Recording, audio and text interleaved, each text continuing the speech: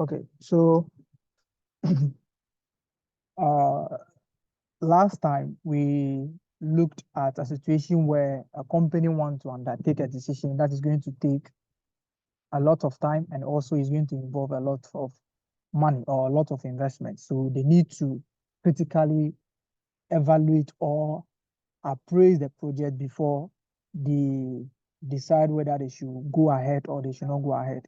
So we look at the basic methods. That was the payback, the number of times or the number of years that it will take the company to recoup the initial investment. You look at that one.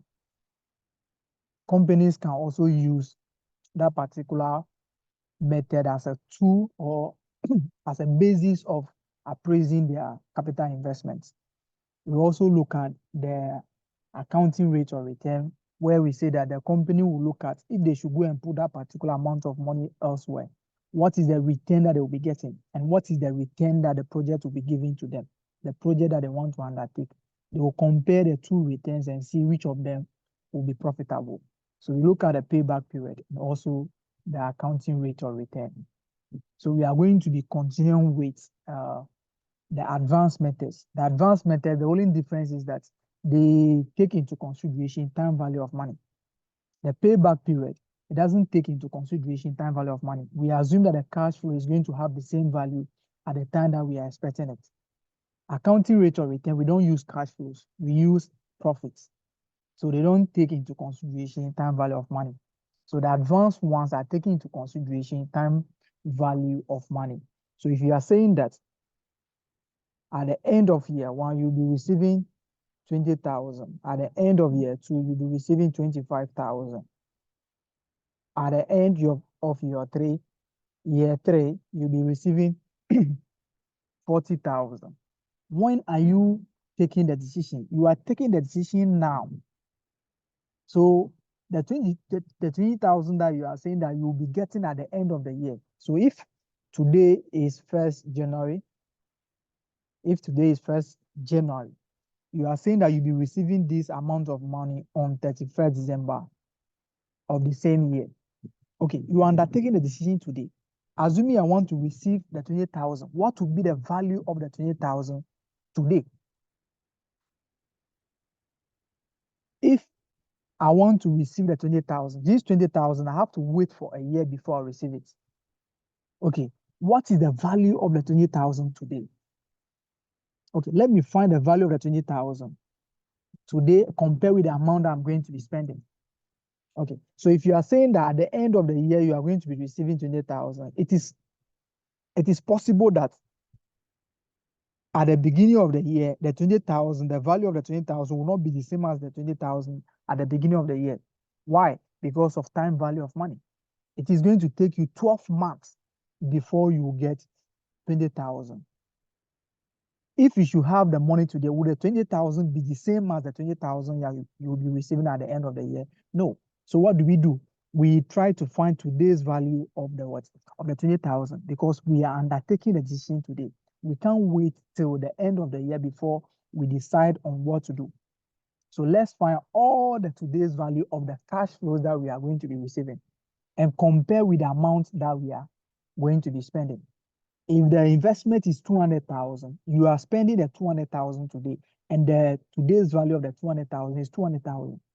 So if you want to compare your returns, you have to compare the today's value of all the returns. So that is what we normally do for the net present value. The money that you are saying you are going to be receiving at the end of year 5, you can't wait for year 5 before you undertake the decision. You want to undertake the decision today. So what is the today's value? What is the today's value of the 20,000 that you are receiving at the end of the 5th year? What is the today's value?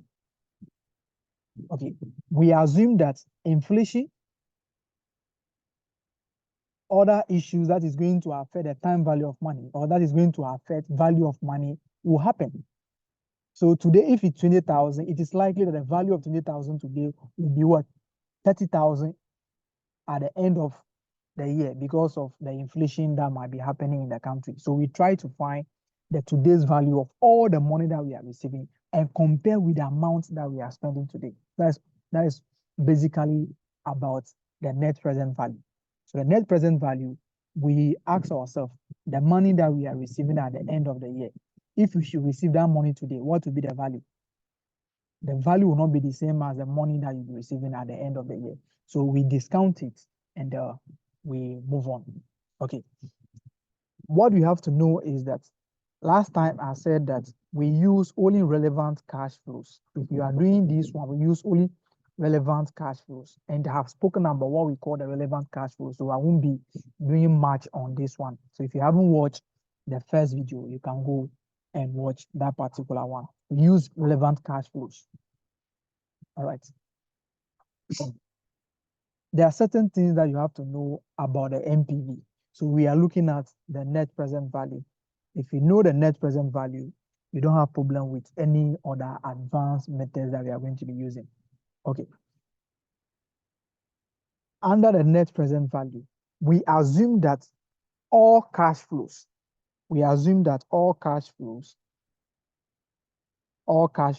arise at the end of the year. At the end of the year. So the meaning is that if you are giving year one 20,000, the meaning is that they are telling you that this particular cash flow, you are going to be getting the 20,000 at the end of year one. So you want to undertake the decision today. It is 1 year from now. That is when you are going to be receiving the 20,000. So we assume that all cash flows arise at the end of the year. Okay. If the question is telling you that you are going to do the investment now.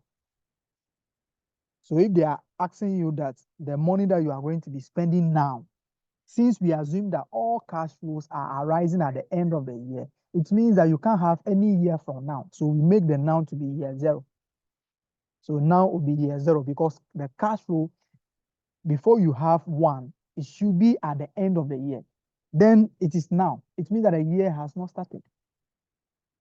So you make it zero, although there is no zero. But the year zero means now because cash flows must arise at the end of the year. And it is now. You have 1 year. So it means that now will be zero, so that the end of the year will be 1. So if the question says that the company is going to spend an amount of money now or at the beginning of the year, that means we have that one to be year zero. That is why the initial investment will always be under the year zero because we are investing the money now. All right. There is no year called zero, but now means year zero. All right. Another thing that you also have to know is that you can be given the cash flows directly, or they can also ask you to what? To determine the cash flows. So they will give you revenue, they will give you costs and all those kind of things. You have to determine the cash flow yourself. And you have to know that the cash flow that we use is after tax cash flow. After tax cash flow. So how do you go with that? We will deal with the issues of the taxation later. All right. So these are some of the things that I have to. So whatever be the case, you have to discount your cash flows using the nominal cost of capital. So we discount the cash flows using the nominal cost of capital. The question will give you a real cost of capital.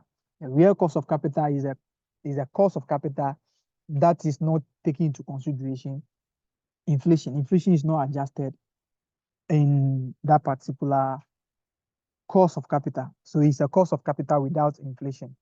But we take into consideration the inflation. So we use the nominal cost of capital, unless the question says that you should use the real cost of capital. All right. So you have the nominal cost of capital. You have to know that there is no year zero. And the cash flows that we use is after tax cash flow. And cash flows arise at the end of every year. Okay. The question will also tell you like this. They will tell you that, okay, the company is going to be having, so they will say at the beginning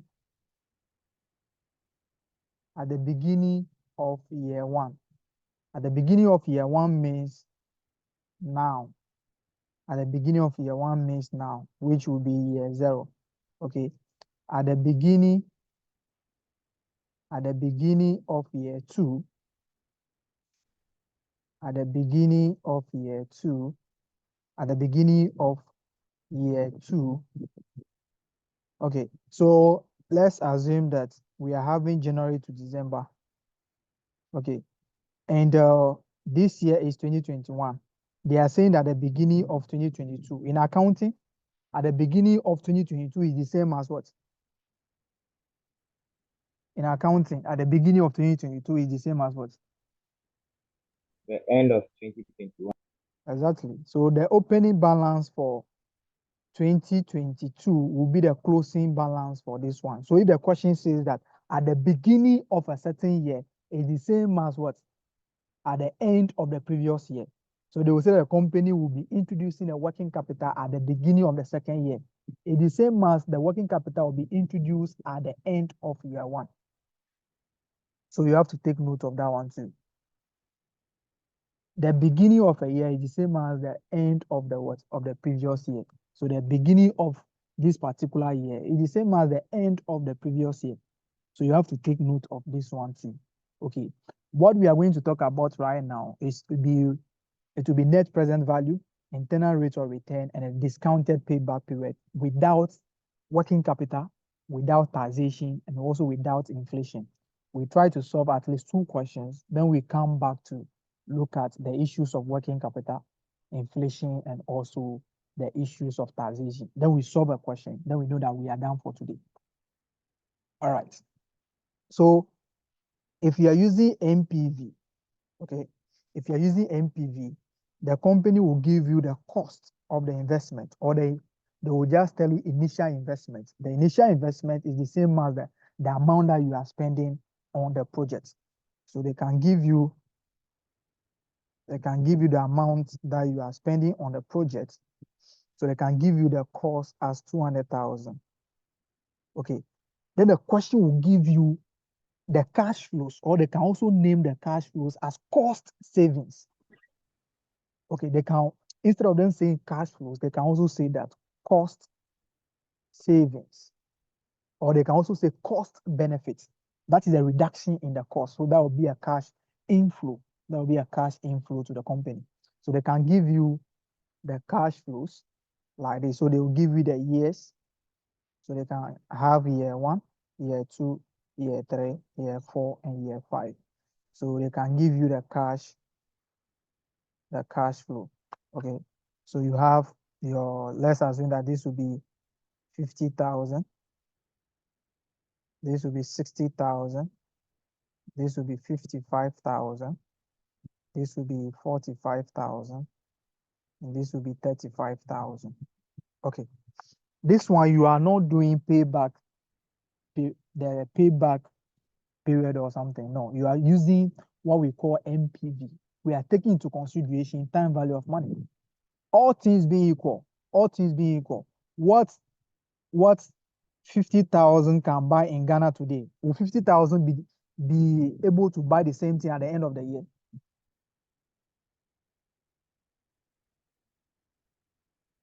All things being equal, looking at the current economy that we have in Ghana, what 50,000 can buy at the end of the year, will 50,000 be able to buy the same thing today?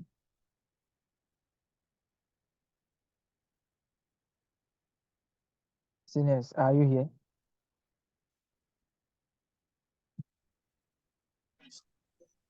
Please, No, the you question can't. again. Yeah, I hope you get my question. Or I should come again.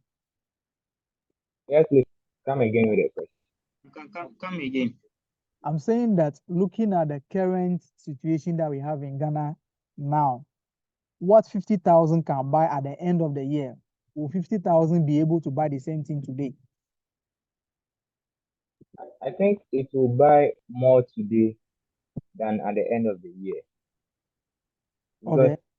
prices of things keep on increasing, right? So at the end of the year, maybe the things will be more expensive than today. Today you can buy something more than at the end of the year. Okay. Okay. Okay. That is in terms of the purchasing. Okay. If you sell to someone, and if you sell to someone today and you are telling the person that the person will pay you 50,000 at the end of the year. Okay, so I will take it again. You sold to someone today and you are saying that the person will pay you 50,000 at the end of the year. The amount of the goods sold to the person, is it the same as today? The cash price of the goods, or the price at which you sold the goods to the person, is it the same as the 50,000 the person will be paying at the end of the year? No, not really. Okay, so why is it going Okay. to, the price will be lower than the 50,000, isn't it? Yes, The today's price will be lower than the 50,000, isn't it? yes, please. Okay, why is the person paying more than the actual price, the cash price?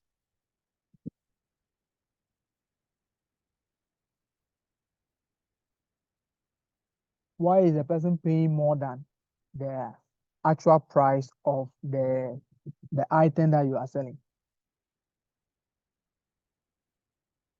I think it's because of the time period, because the person has much time to pay than paying right now. Okay, okay, okay. All right, that is okay. All right, that is fine. That is fine. Basically, Yeah, senior. Basically, uh, yeah.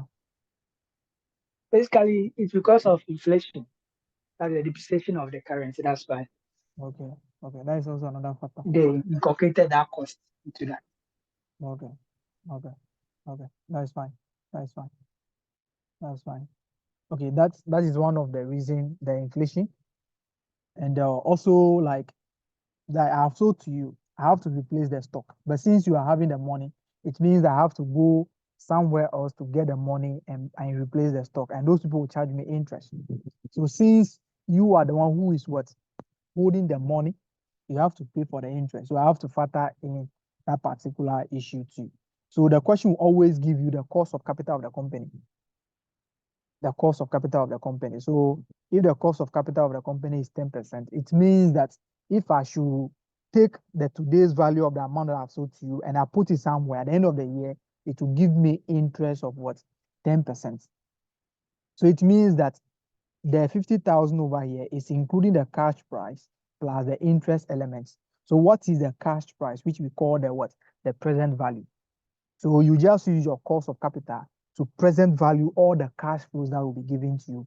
How do you do that? We use the discount factor. We have all learned time value of money. And we know how we determine the compounding factor and also the discount factor. We also know how to what? Estimate annuity factor. So we'll be using those things over here to go with it.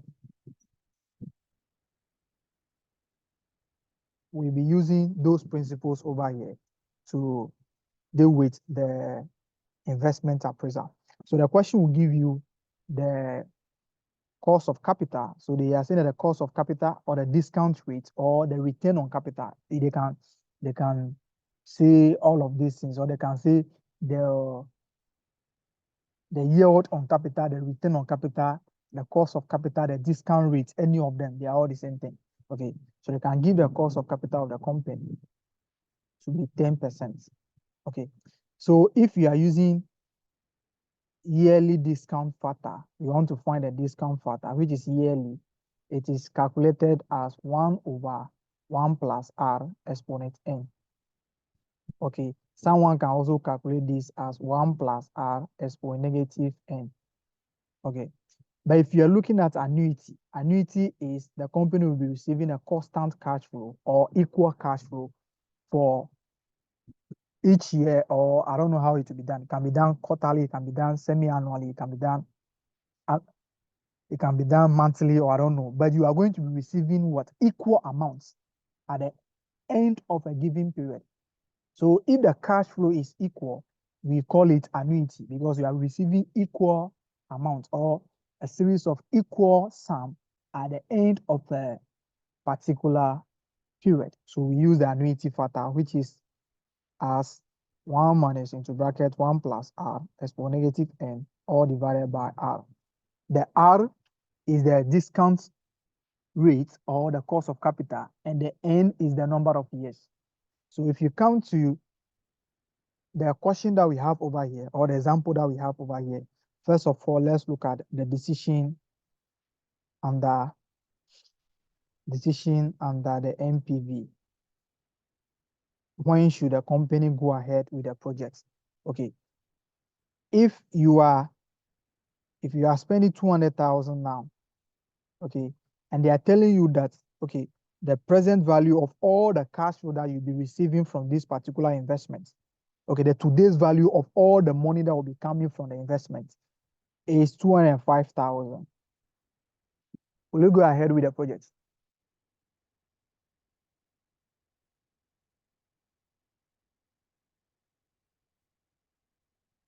Will you go ahead with the project? The amount that you are spending is 200,000, and the present value of all the return that you'll be getting from the project, the today's value of all the returns that you'll be getting from the project is 205,000. Will you go ahead with this project, or you are going to reject it? I'll go ahead with the project because of the 5,000 that I'm getting on top of the cost that I'm investing, or the money that I'm investing. Okay. So the meaning is that I'm getting today, if I should get all those money today, I'm getting 5,000 on the project. It means that the project is giving a positive return. So this is what we call the net present value. The net present value is just the present value. This is the present value of all the returns. Okay. How much am I spending before getting this one? I'm spending what? 200,000. So what is the net amount? The net amount is what we call the NPV. So if the NPV is positive, the company should go ahead with the project. But if it is negative, then they should reject it or they should ignore. So this is a decision rule under the NPV, all things being equal.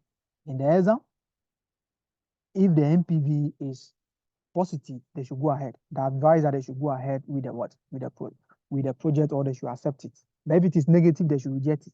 Although the project might be a necessity, but forget about the necessity. Like government project, like if the project is a necessity, you don't have any issue. Whether it is giving you a negative return or a positive, you have to what? Undertake the project because you don't have any choice. You can also be in the exam that a project will be a dependent project to another project. So if two projects are dependent, you have to undertake the two of them at the same time. It doesn't matter the return. Since you are undertaking the other one, you have to undertake the second one, because you cannot fulfill the first project without the second one. But if nothing of this sort are being said in the exam, NPV positive, they should go ahead. NPV negative, they should reject. All right, so let's look at how we calculate the NPV. So we have the years, we have the cash flow, we have the discount factor, then we have the PV. Okay, I'm saying that the question can give you the PV, the cash flows directly. They can also ask you to calculate the cash flows yourself. In that case, they will be giving you revenue, cost of sales, and all those things. Then you have to use them to get your cash flow. Okay, so the discount factor over here is 10%. So we have year 0. Okay, year 0. What amount are we going to be having for the year 0? The year 0 will always be the amount that you are spending. You are spending the amount, you will be spending the amount today, now. So now means year 0, because from now to the end of the year is 1 year. So you still have a 1 year to have 1. So now is 0. So you'll be having a cash flow of 200,000. That will be an outflow. And the discount factor will be 1.00, which is now. You will still be having this one as this. Then you come to year 1. Year 1, what was our assumed cash flow? That was 50,000. Okay, what will be our discount factor? So you calculate the discount factor using this one. What are we having?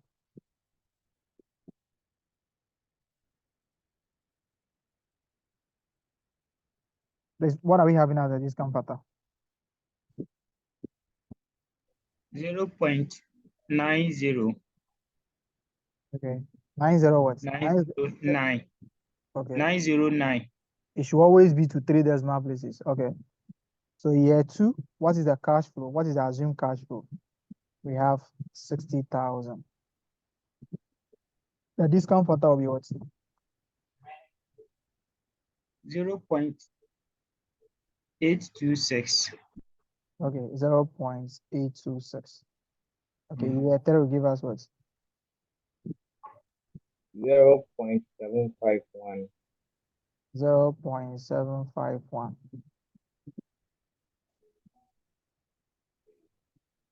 Year 4, 0.683. 0.683. Okay. Year 5 will give us what? 0.620 or 621. Okay, 0.621. 621. Okay. All right. You see, this cash flow, someone can also decide to find the present values like this. You can also have your future value over 1 plus r exponent n. So the first one, the person can do 50,000 over 1.1. So the answer that you'll be getting will be approximately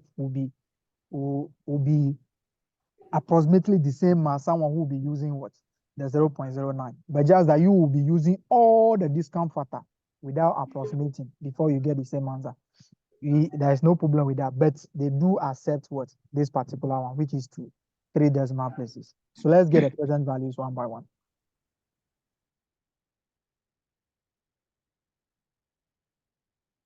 So I'm having 45450. Is that correct?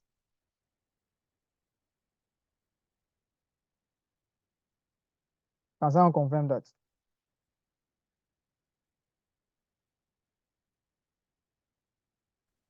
Yes, sir. Okay. Don't be a spectator. That is what 49,560. okay. Don't be there and be watching. At least if you don't understand, you can ask, oh, how did you get this particular figure? The discount factor is the present value is calculated as a cash flow multiplied by the discount factor. Okay. So this multiplied by this multiplied by this multiplied by this multiplied by this. Year 3, what are we getting? 41,305. 41,305. Okay. Year 4.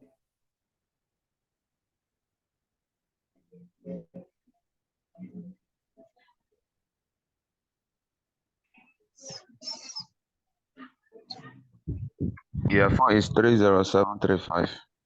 Okay. Year 5. 21,735. Okay. So right now the question is, what will be the net present value? This is the amount that we are spending, and this is the amount that we are getting. So are we going to be having a positive return or a negative return?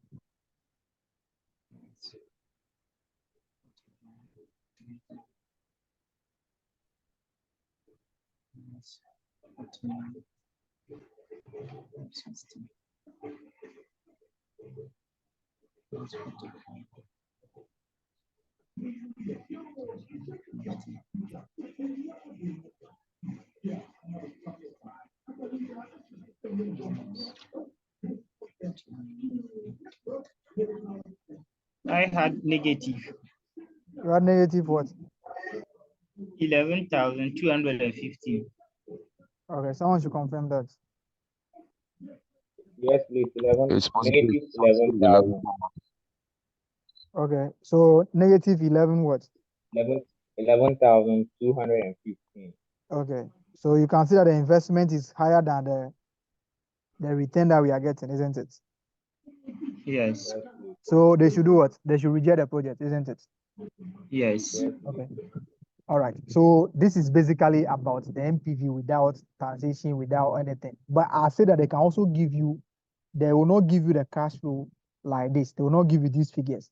They will give you information for you to determine the cash flow. We'll look at that one too later. But let me talk about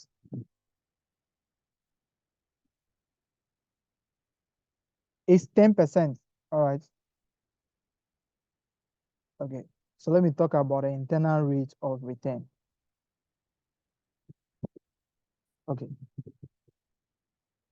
the internal rate of return.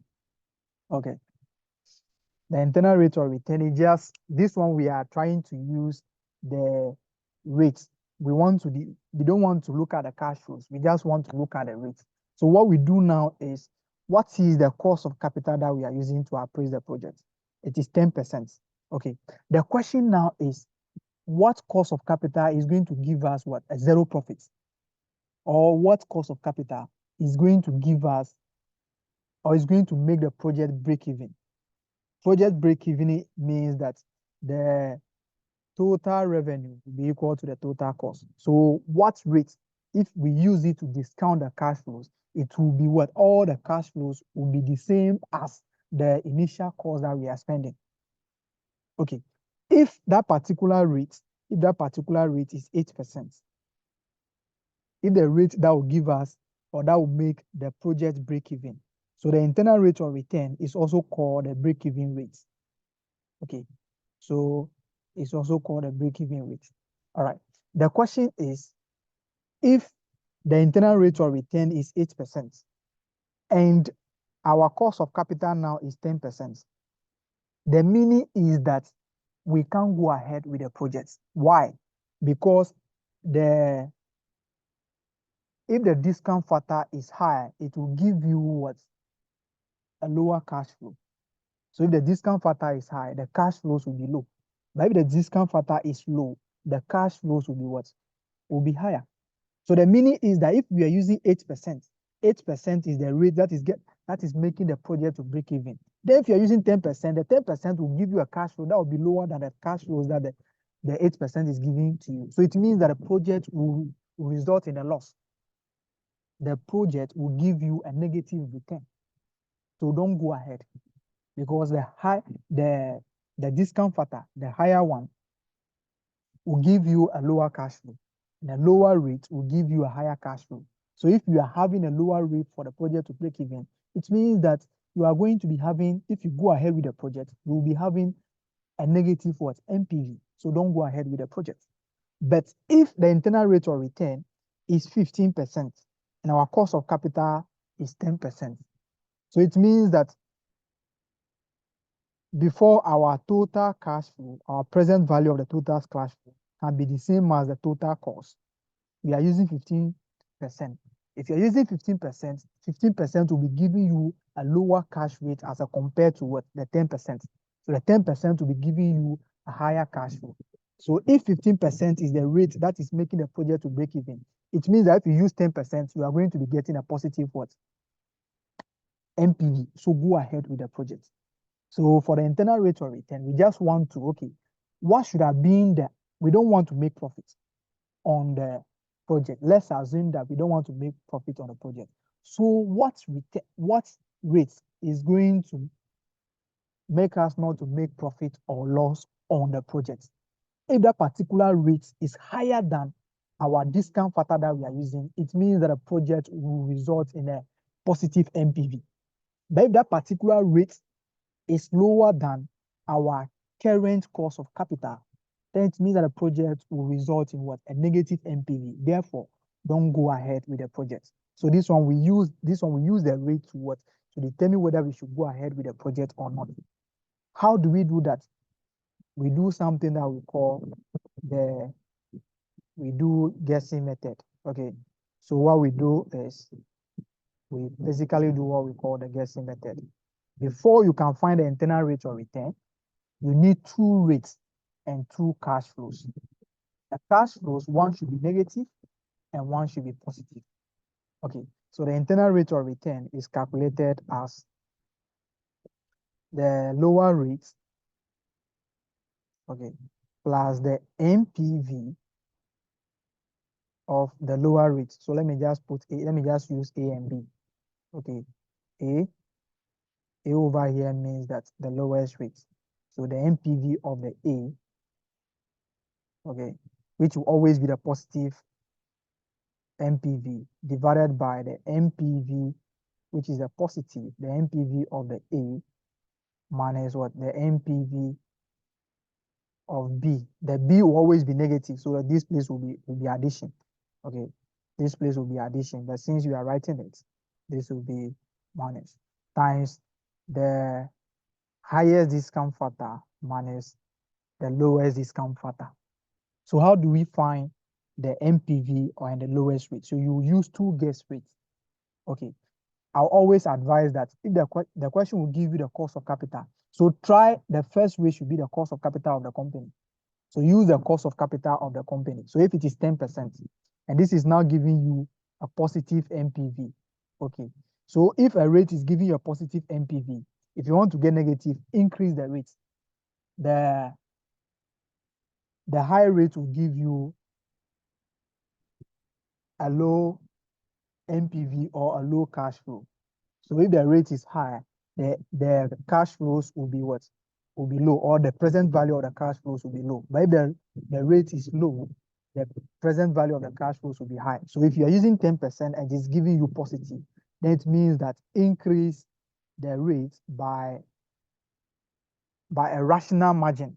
If you are saying a rational margin, we want you to behave as a rational being in the exam hall. Don't go and increase the rate to 40%. Oh, the answer that you'll be getting to be the negative will be too much. Okay, so if it is 10 and you see that the positive that you are getting is just maybe 1,250, it means that even if you increase this one to 15% or 18%, you'll be getting negative. You don't have to have 10% and go and increase the rate to 50%. No, that is too much. So sometimes the increment depends on the positive figure that you are getting. If the positive figure that you are getting is 200,000 something, and it is 10%, it means that, okay, if you increase to maybe 35%, that will be okay. So if you don't increase more, like you are having 1,250, now you are increasing the rate to 12%, you will still be having positive. So if you don't increase more, the second rate will still be giving you a positive NPV.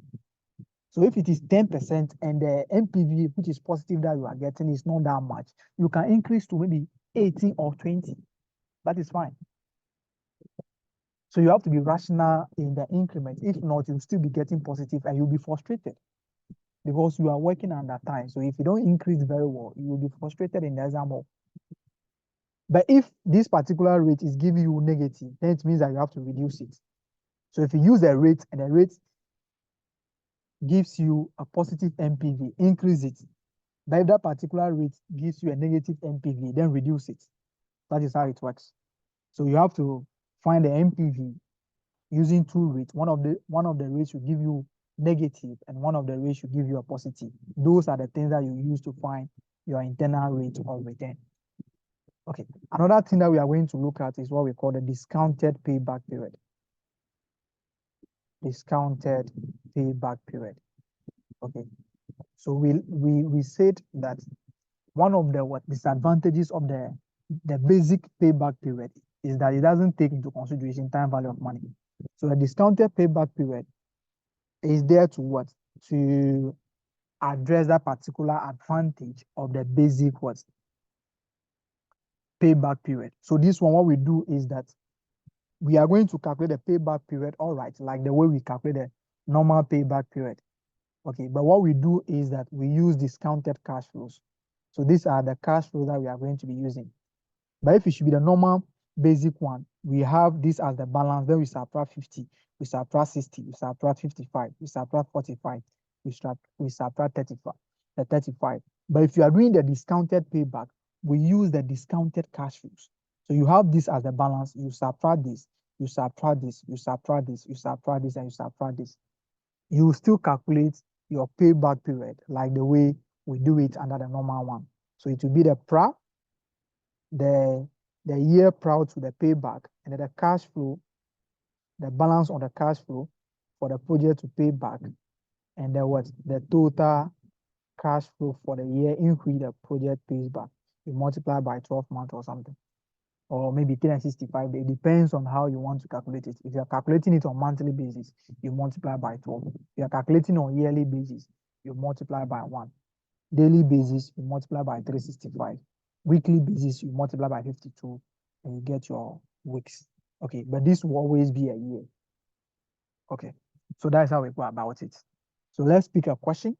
Let's pick just a normal cash flow, just a normal NPV question without the issues of working capital, inflation, and also taxation. So let's solve at least one or two questions. Then we come to a situation where we have issues with working capital, how we deal with it, inflation, how we deal with it, in the taxation, how we do it with that one too. Okay. So let me see what we have here. Working capital. Okay.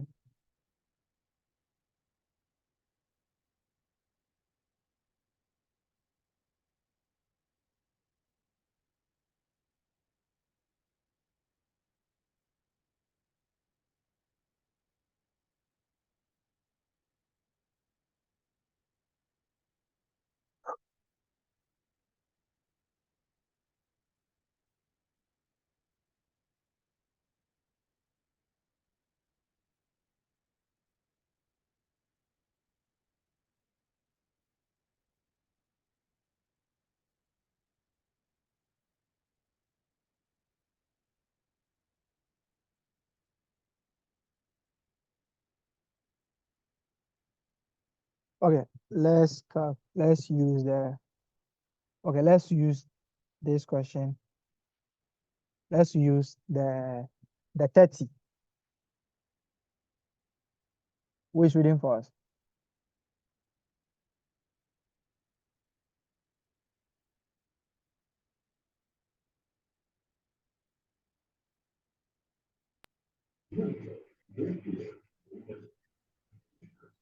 Question 30. Okay. Akunta Ghana Limited has excess fund. Akunta Ghana Limited has excess funds of 200 million Ghana cedis and is looking for attractive investment opportunities that will yield a return of 15% per annum, or better, to deploy the funds. An extract from a feasibility report submitted by a team of investment and project experts is as follows. Project initial investment, constant annual cash flow, project life. The cash flows per project is constant for the life span of each project, and each project is divisible for the purpose of capital allocation. Required, calculate the net present value, NPVs, of each project, rank the project using profitability index, and allocate the 200 million Ghana cedis among the project. C, there are many sources of debt finance available to a company which has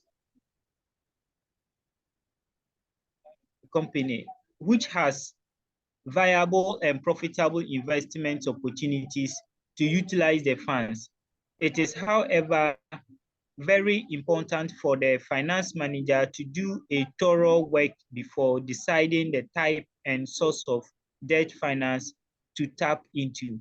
Required, explain 3 factors a finance manager should consider when deciding the type of debt finance to raise.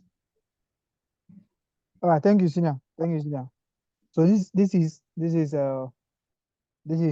MPV question without any adjustments. So mostly this is how the question will come in. Those who are here for MA, management accounting, mostly they don't try to examine most of the complicated issues, but anything can happen. Okay. So the company currently they have what 200 million, they want to invest it into a project. Okay.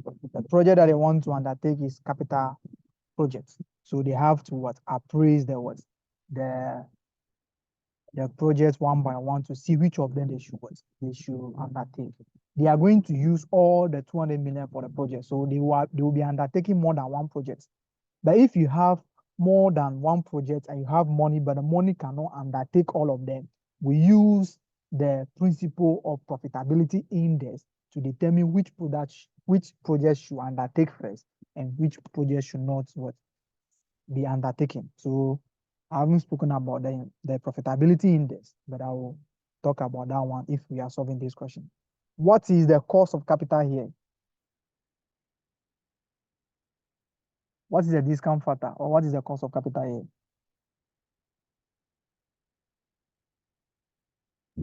15% per annum, 15%. Okay.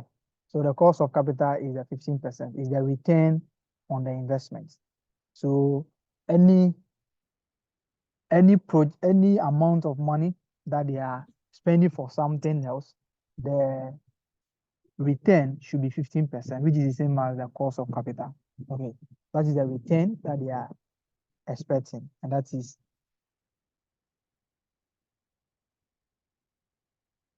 senior, we will get there. All right.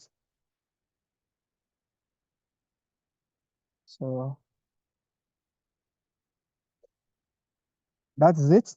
And so we will find the NPV for each of the projects first, before we determine what we should do with the. So they are asking us to calculate the net present value of each project, and we have to do that for them. And we tackle the next one. So calculate the net present value of what? Each project. And they are saying that the cash flows per project is constant for the lifespan of each project, and each project is divisible for the purpose of capital allocation. So for the project A, the annual cash flow, how many years are we going to receive it?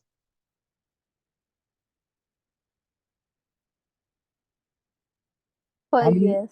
That will be 4 4 years. years. Okay. So the 36 million is qualified to be called what?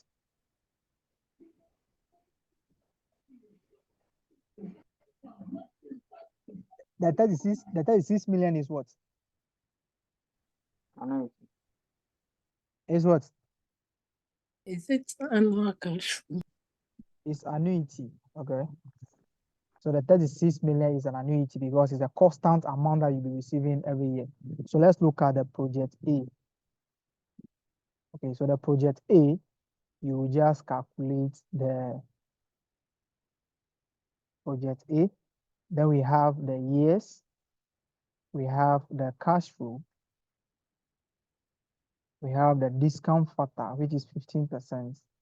Then we have the PV. So we start from now. The investment will be made now. What is the value of the initial investment? How much are they spending?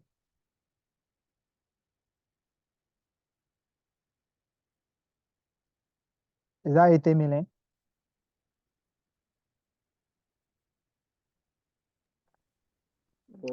Yes, 80 million. So the cash flow will be, so this will be an outflow. So you put it in brackets. So if you like, you can just write 80 million. You can remove all those ones and put the figures in what? In million. Okay. So we have our year 1 to year 4. Don't come and do 1, 2, 3, 4. You are using time. The answer that you'll be getting will be the same as someone if the person uses what? Annuity. So don't come here and be doing year 1, 2, 3 for the same cash flow. Since the cash flows are the same, just use annuity. So 1 year to year 4, use annuity factor to determine that particular cash flow. So you just have 1 minus into bracket 1 plus 0.15 expo negative 4, all divided by 0.15. That is annuity. Let's find that and we move on. So the cash flow will be 36 million. So let's determine the annuity factor.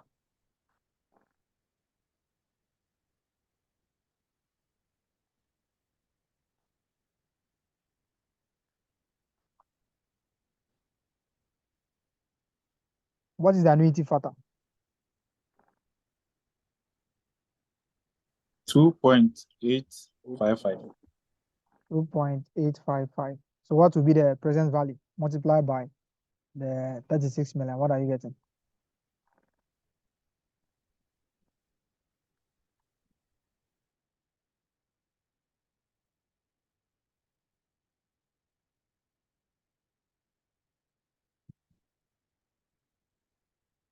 Yeah, 102,780,000. 102 million 780,000. like this. 102. 102. 102. Okay. 102 7 80,000. Yes. Okay, the difference will give us what?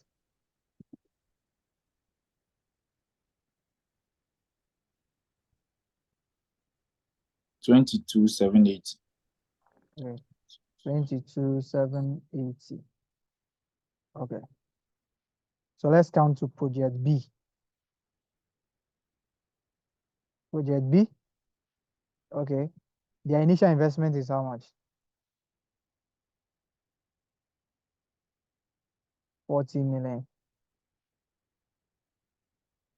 So we have the 40 million over here.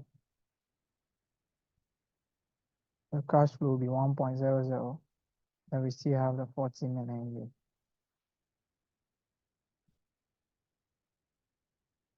Okay, so what is the project lifespan is what? Is 3 years. So the cash flow will be 23 million for 3 years. So 1 to 3, 23 million. That will be the cash inflow. Okay, so what will be the discount factor for 3 years? I said discount factor, annuity factor for 3 years. So this will now be exponent 3. What are we having? 2.283. 2.283. Okay, if we multiply, what are we getting? 509,000. 62. 52509,000. Is it 52 or 62? 52. Okay, 52. Okay,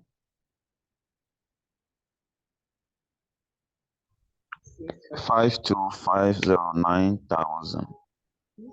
509,000. Okay, what is the difference?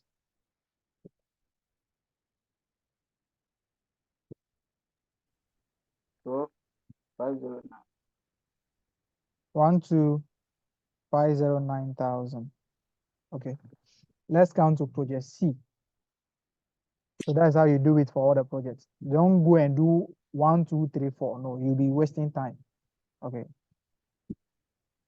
Project C, you have the initial investment, which will be 0. What is the initial investment for the C? Is 78 million. And the project's lifespan is 5 years. So 78 million.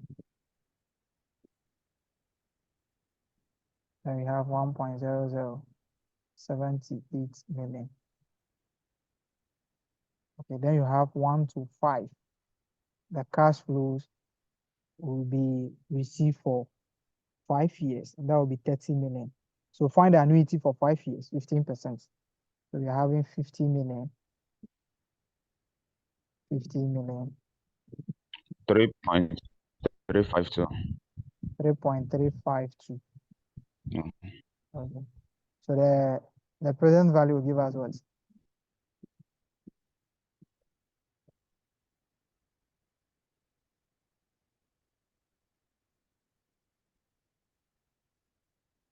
The present value is 167,600,000. 167,600,000. What will be the difference?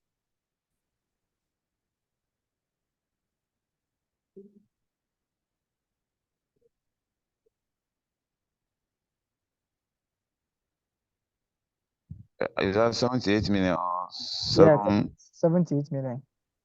Hello, Linus. Yeah, Sina. The project C. I don't know if it's 30,000, not 50,000. It's 30. Okay, sorry.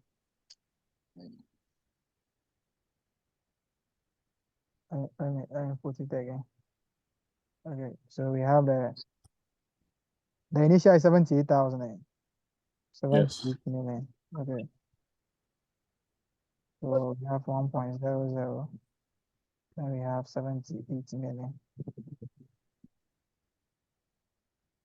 So we have the cash flow is 30 million. And we have 3.352. Okay. So it's now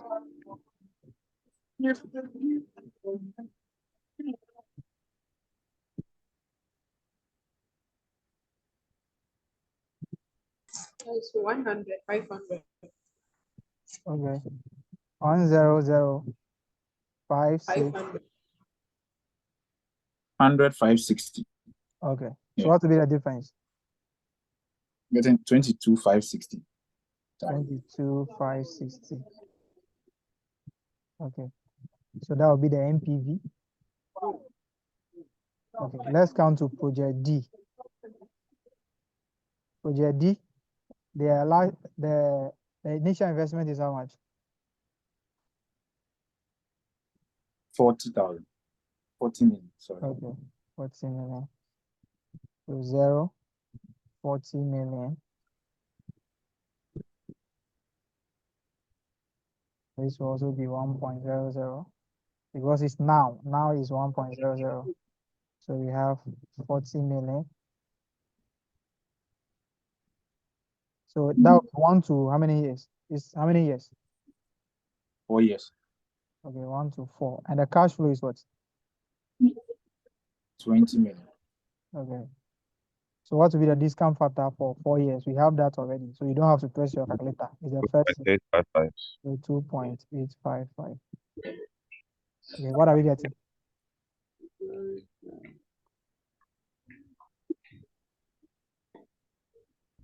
571,000,000. 57,100,000. Okay. What are we getting as a difference? 17,100,000. Okay. Let's go to the last project. So project E.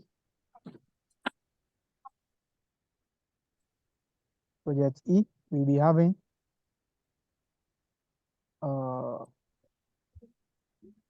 0. What is the initial investment? I'm sure that one is 40 million too. Yes, 40. So 1.00, we have 40 million. So how many years? 3. Okay. And the cash flow is what? 22 million. 22 million. Okay.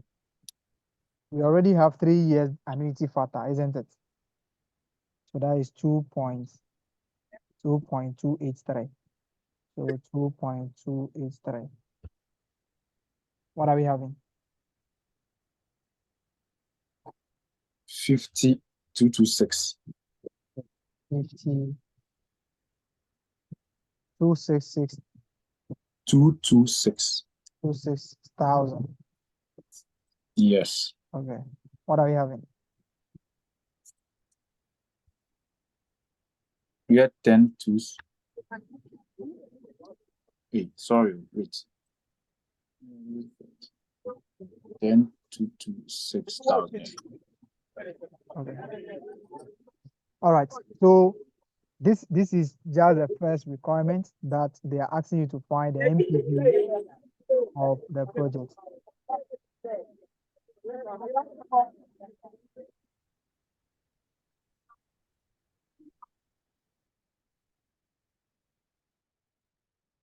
So that is just the first requirement that they are asking you to find the NPV of the project. Let's come to the B, where we want to rank. We want to rank the project. If you want to rank the project, what we do is you can do it in a table form. So you can say ranking based on a profitability index. Okay. The question is, you are for the project 1, you are investing what? How much are you investing?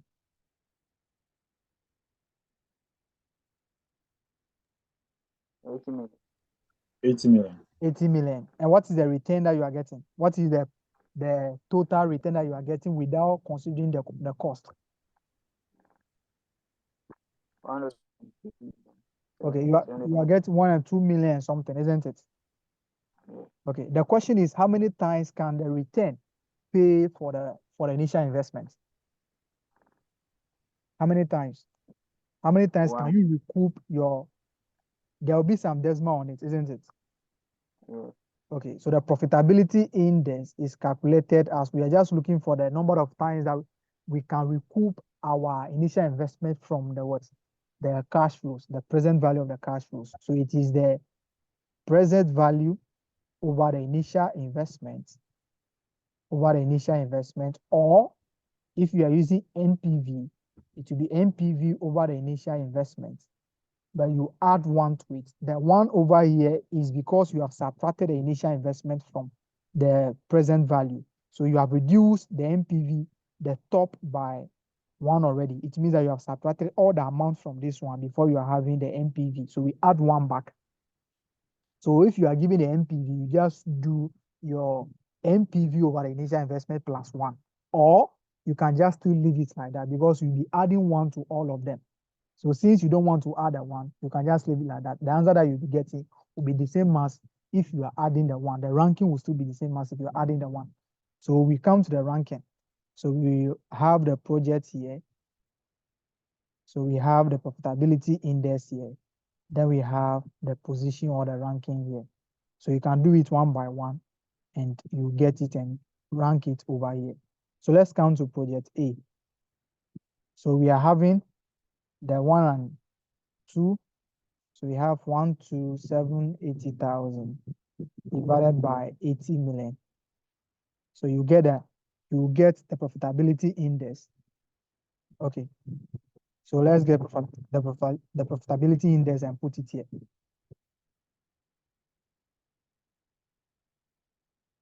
What are we getting for that one? Project A. 10. I got 1.285. 1.285. 1.285. Yeah. So you can make it 1.29 or 1.3. Anyhow, you want to make it. Okay. So let's count to B. The B will give us 5,509,000 divided by the initial investment of 40 million. Okay, of 40 million. So what are you getting? I got 1.31. Okay, 1.31.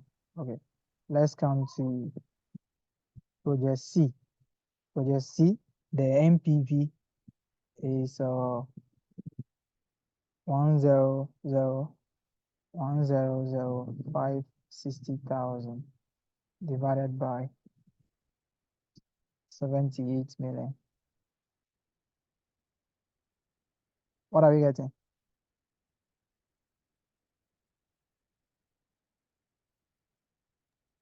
$1.29. 1.29. Okay, 1.29.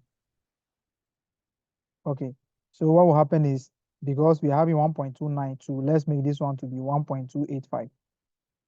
Okay, or this one too is 1.28 something, or it's just the 1.29.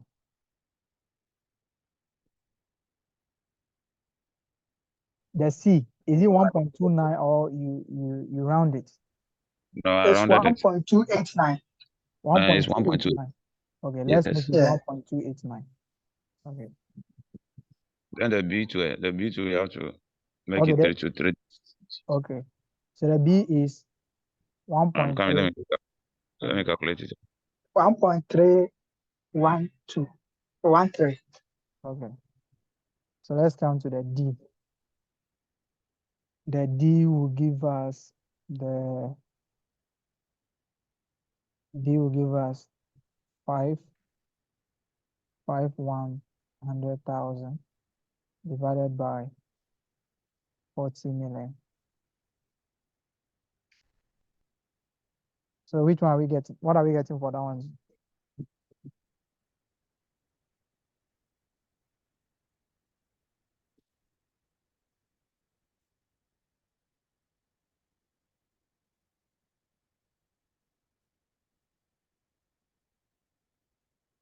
What are we getting for the D?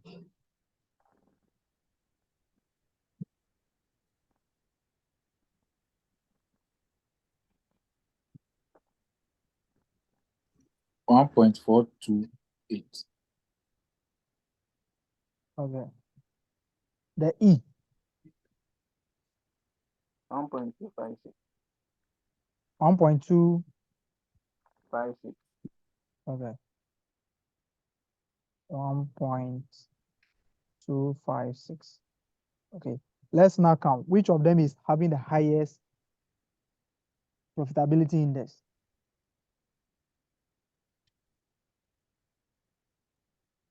The calculation that we have done. The D is the one having the highest one, isn't it? Yeah. Okay. Yes. So this will be the first one. And how much are we spending? How much is the capital outlay? How much are we investing there? 40 million. 40 million. So we take 40 million out of the 200 million.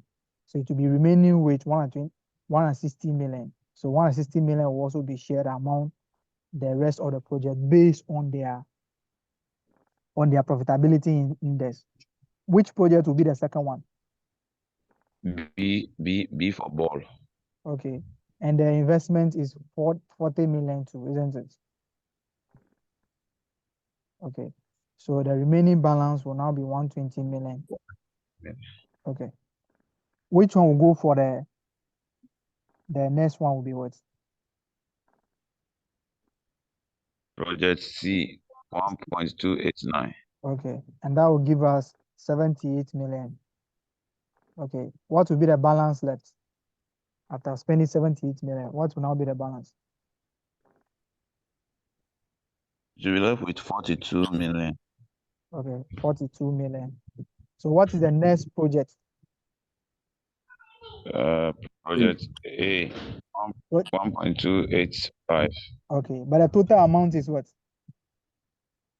80 million. For project A, Yeah. that's 80. 10 million. But we have all the 80 million. No. We have only 42 million. So we just invest all the 42 million. So that's why they say Yes. that the projects are divisible. It means that if you don't have the money to undertake the whole project, you can just use the money to undertake part of it. But if they say the project is indivisible, then it means that we can't undertake what? The project A, because we can only undertake the project on the whole what amount. So it means that we have to come and bring the 40 million to what? To B, because the 40 million can help us to undertake the B. So because the B, I said B, which one? Okay, E, because the E is 1.256. So we bring it to the E over here, and that will be 40 million. So the remaining 2 million, we put it into another investment somewhere that will give us money. So if the projects are divisible, it means that you can undertake part of it. But if it is indivisible, if you don't have the money, you can't undertake part of it. You can only undertake the project as a whole. That is what they mean by indivisible. That's what they mean by indivisible. Let me also use this one. They can say that project D and project E are dependent projects. Are dependent what projects? If they say they are dependent projects, it means that you can't undertake one without the other. So as soon as you are undertaking the project D, it means that you must automatically undertake what? The project what? Project E. But if they are independent, it means that you can undertake one without the other. Their performance is not dependent on any of them. They can also say two projects are mutually exclusive. Mutually exclusive means that they can't happen at the same time. So if they say that projects D and E are mutually exclusive, it means that if you are undertaking D, you have to forgo the what? The E. You can't undertake the two at the same time. They are enemies. They will be fighting, and the project will not be successful.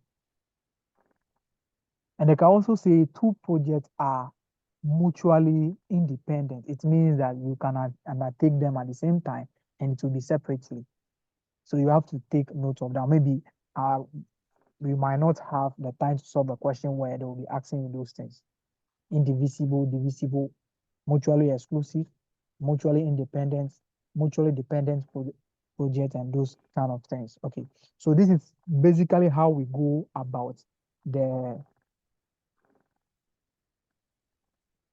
the NPV without any adjustments. They can also use this question to ask you to calculate your internal rate of return. You just have to use the first rate, use the first rate for the first project, and you have gotten what? A positive NPV. The only thing is that this is 15 and you have to increase it so you can make it. This is 22 million, so you can make it like maybe 30% or 35%, and maybe that will give you negative. Then you just go and use it in the formula. But we will solve a question on the internal rate of return and the discounted payback period. Okay, today we will not talk about the more advanced issues. So let's come and talk about if you have a question and they are asking you for working capital management. So let's look at picking a question where there will be a requirement of working capital issues. Okay. Working capital, what you have to know is that working capital is not part of the investment that you are going to be undertaking. You see, if you buy a car, you need money to fuel the car. So you have only 20 million and use all the 20 million to purchase the car. So you want to start using the car, you want to use the car for Uber. It means that you need money to buy fuel. You cannot go and buy a car and the car dealer will buy fuel and put the fuel into the car for you to use for your work. No. So the project itself, the project that is going to be exhausted at the end of the project life is the car that you are buying. So if the car is going to take 10 years, it's only the car that will be what? That will be zero at the end of the 10 years. But you need what? You need money to what? To buy fuel or to buy certain things for the car. You are going to what? Take money from somewhere. Okay, that particular money is not part of the cost of the car. So if you are going to take 2 million from somewhere to buy fuel, this is what we call the working capital. The working capital. This is what you need for the car business to what? To move on. At the end of the day, you ask yourself, okay, the money that I use for the fuel, this is the money that I have. Okay, or you can say that, okay, the money for the fuel, you will not take it until the end of what? Of the project. So you can say, okay, this 2 million over here, it is only the 20 million, it is only the car that will be zero at the end of the useful life of the project of the car. So it will be the car that will be 20 million. But additional money that you are putting in there, you will be getting it at the end of the day. So if someone has given you a car and you use your own money to buy from, at the end of the day, after everything, you are going to take your own money from the sales that you made before you give the money to the person. It means that the money that you use for the fuel is just a working capital. It's just an amount of money that will help you run the project. So the working capital is not part of the investment.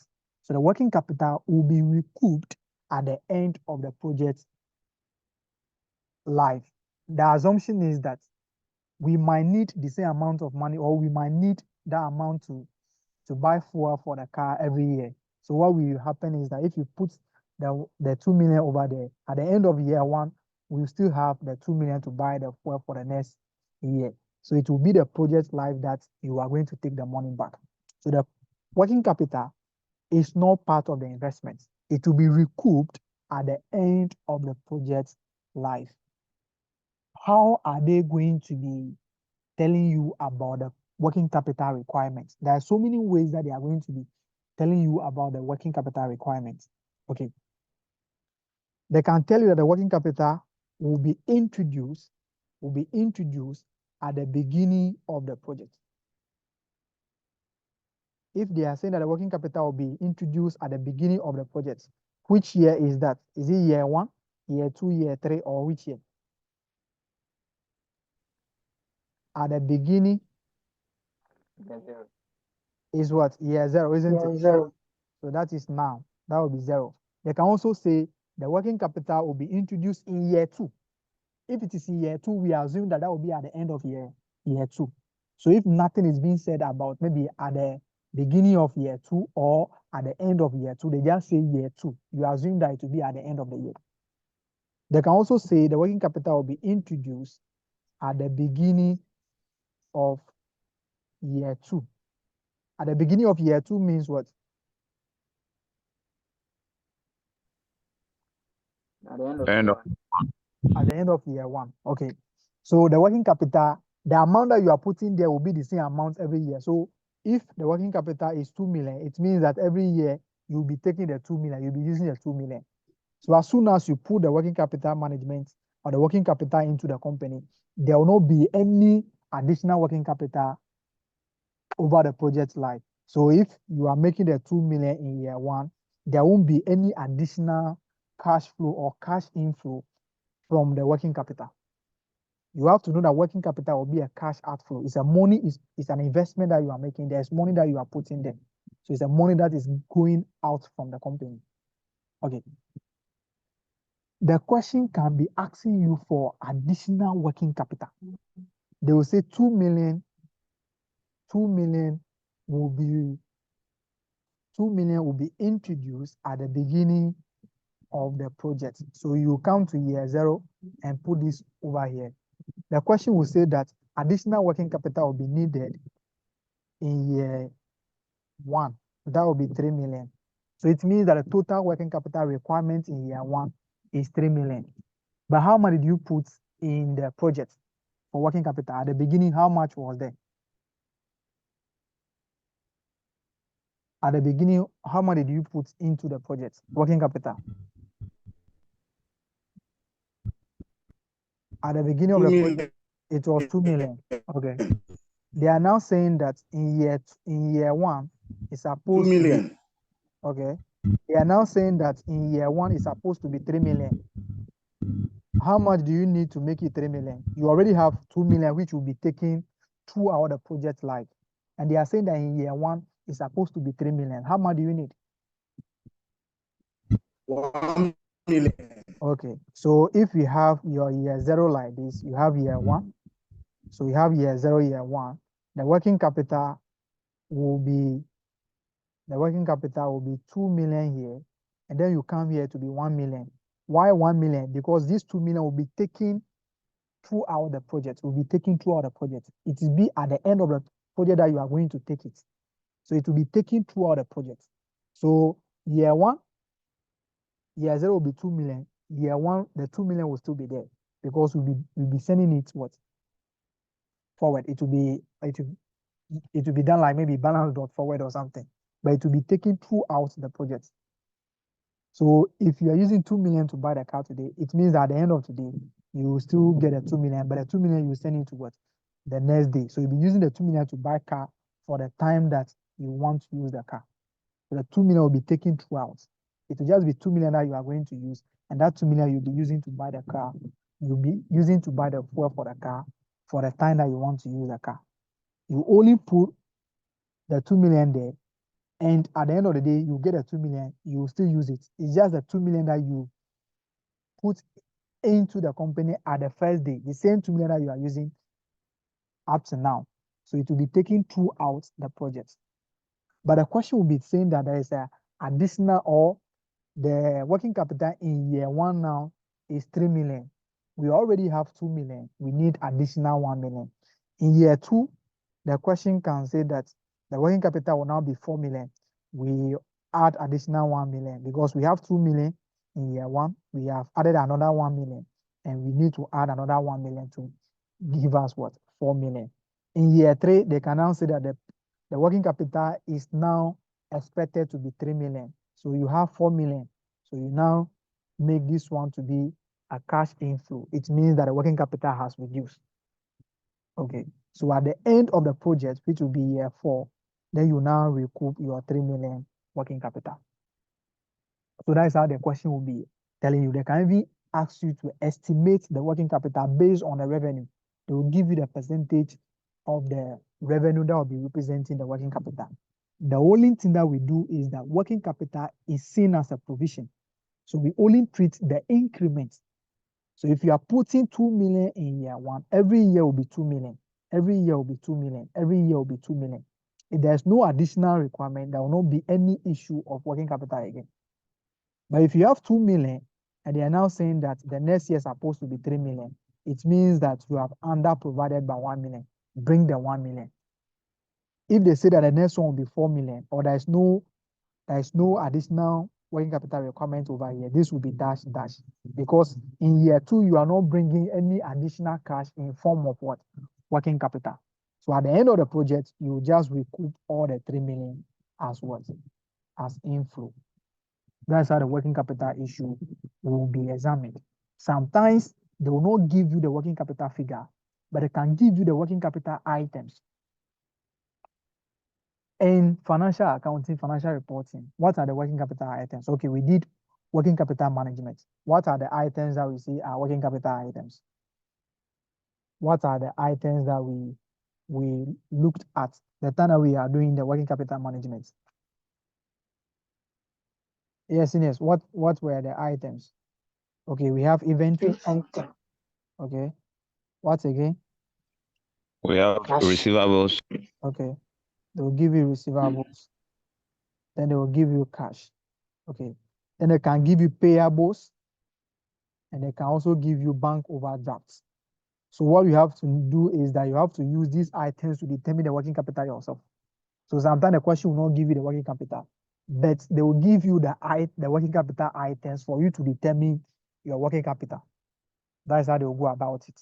The next one that we have to look at is issues of inflation, which is also not critical, but sometimes they will give you the prices and they say that the prices will increase from next year by 5%.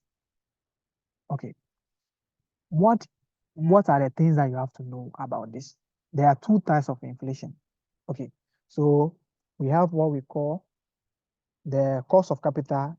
We have real cost of capital. Okay, real cost of capital. So we have 2 types of cost of capital instead, not inflation.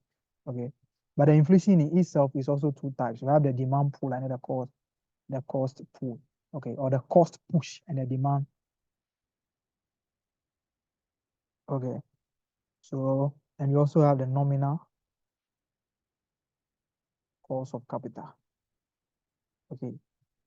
If nothing is said in the exam, the cost of capital that you'll be using will be the nominal cost of capital. It is the cost of capital that takes into consideration the inflation, but this one is without inflation. The real cost of capital is without the inflation. Okay, what are they going to be telling you in the exam? Okay, and what prices are they going to be giving to you in the exam? Okay, what we are saying is that, okay, the real cost of capital is just the today's cost of capital. Okay, so maybe they are telling you that, okay, the cost of capital for today is 7%, but the inflation rate is 3% every year. So if you want to invest in that particular project, what should have been the actual cost of capital for you? What should have been the actual return? They are saying that if you put the money into the investment, or if you are giving me the money today, I'll be paying interest of what? 7%.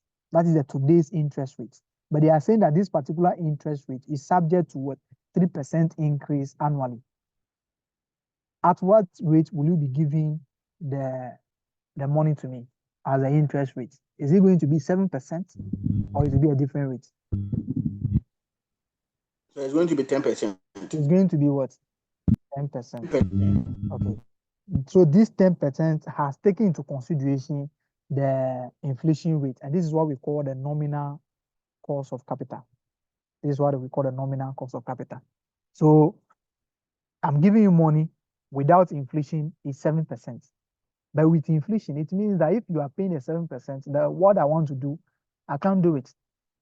So you have to, because the value of the money will be reducing, or the price of things will be increasing in a proportion, you can no longer pay me 7%. You have to pay 10%, taking into consideration the inflation in the economy.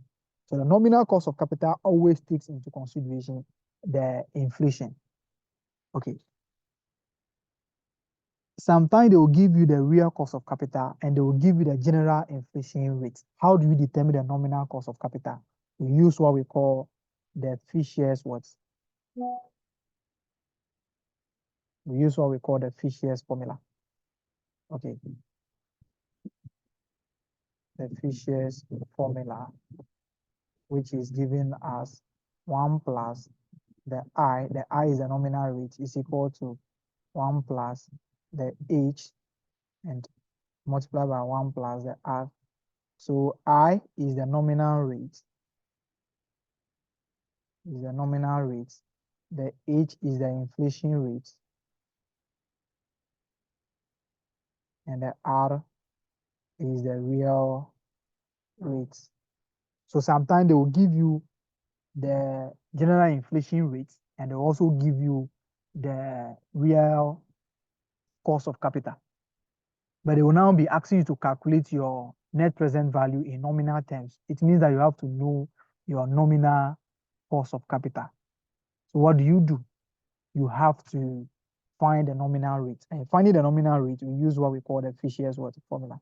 It is 1 plus the I, which is the what? The nominal rate into bracket 1 plus what?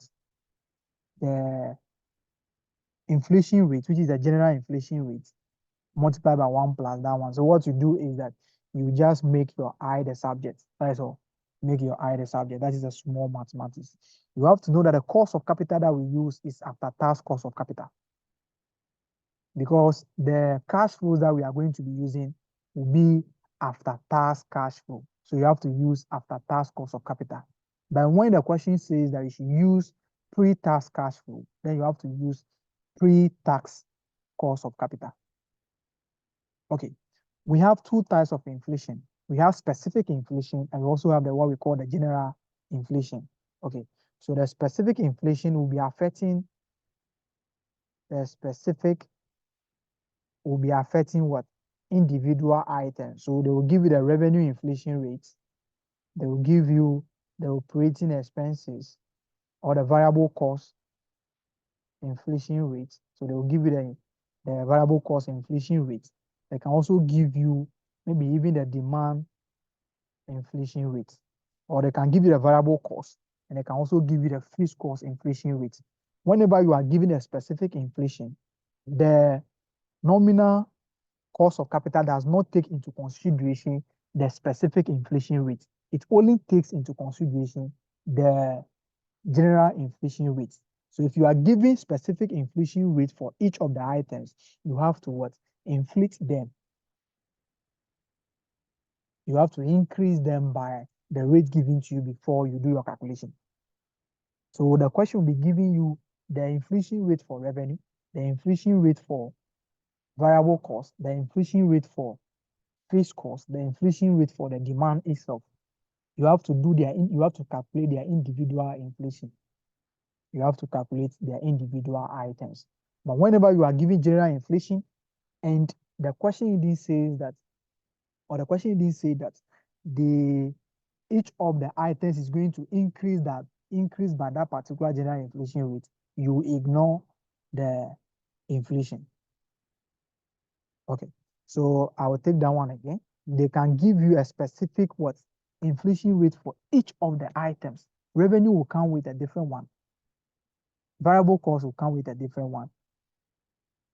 Fixed operating expenses will come with a different one. Even the demand itself will also come with a different one. So you have to do the inflation for all of them one by one. When should the inflation start? We are going to talk about that one too. How do you do it? We are going to talk about that one too. Okay. Another one is you can be given general inflation. Okay. If you are giving general inflation, you have to ask yourself, are the prices given in current terms?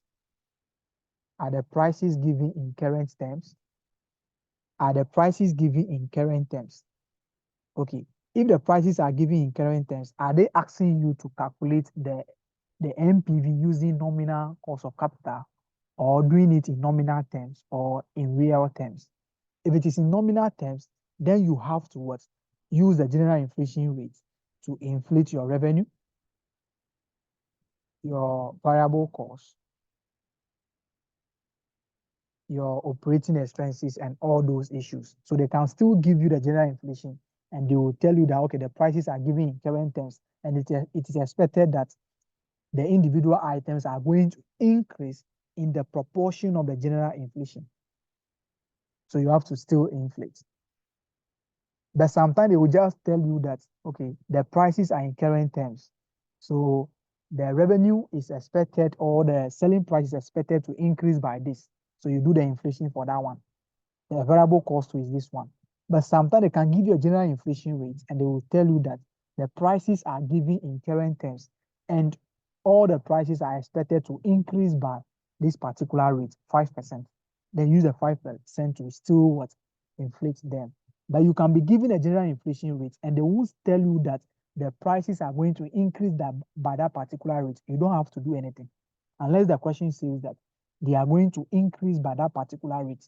That is the only time that you apply the inflation on the items one by one. Okay. The prices can be given in current terms, and one of them, they will not say anything. So if the prices are given in current terms, we assume that the current term is now. It is now that at the time that we want to undertake the decision, that was the time that we determine the prices. So the current term prices means what? Now. So if the selling price is 10, is 10 cedi, which is now. But we are saying that cash flows are going to be arising at the end of the year. It means that the selling price, which is 10 cedis now, will not be the same 10 cedi at the end of the year. So what is the inflation for the selling price? That will be what? 4%. So if you want to know the selling price for year one, you have to what? Inflate it by 4%. Then you have your 1.04 multiplied by 10. If you want to know for year two, if the inflation rate is the same, it means that this will give you 0.04 times 1.04 times the 10. You have to inflate this particular one also by 4% in year two. In other words, this can be calculated as 1 plus R exponent N multiplied by the selling price. So if you come here, this will be calculated as 1 plus R exponent 2 multiplied by the selling price. So if the inflation rate is the same, that's how we go about it. It's just like the future value. The 10 cedi is the today's value. What will be the future value in a year time? We inflate it by what? The percentage. What will be the price in what? In 3 years time? We do the multiplication 3 times. The inflation will be done 3 times on the present value. So we just do 1 plus R exponent 2 times the what? The present value. But if you want to be using each year's value, then it means that you getting 10.4 over here, you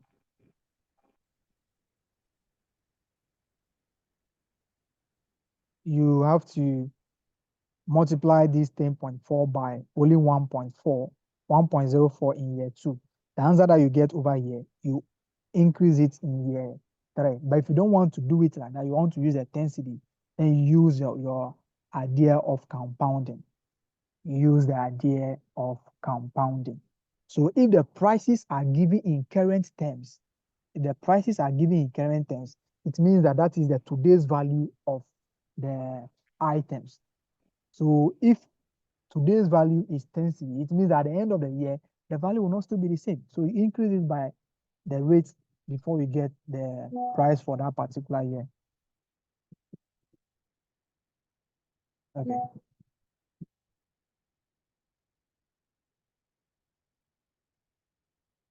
Just a minute.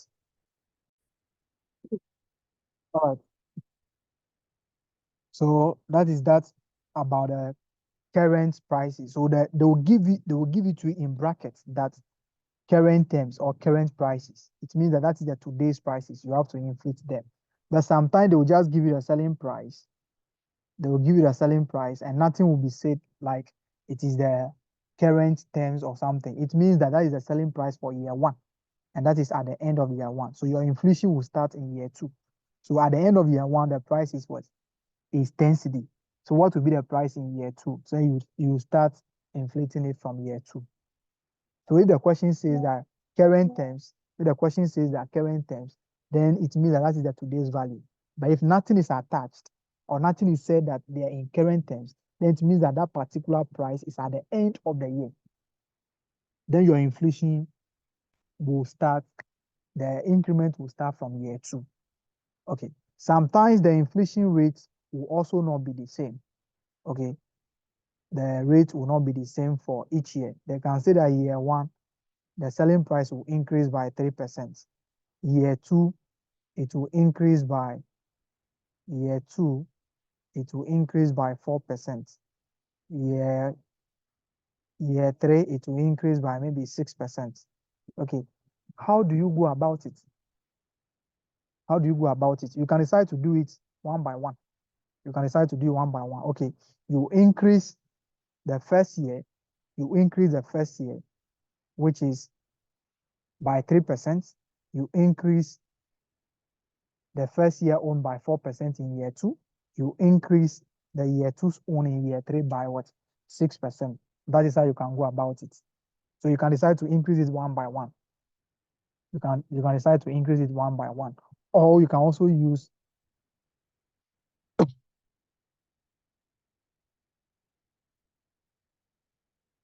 so you increase it by you do the increment year by 1. You cannot actually use the 1 plus R exponent n times the selling price, because this exponent n is only applicable when the inflation rate is what is the same. So if they are giving you a different figure, you just have to find them one by one.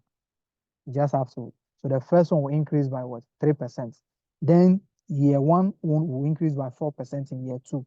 Year 2's own will increase by 6% in year 3. So you do it one by one. That is basically about the inflation. Yeah, Eriko.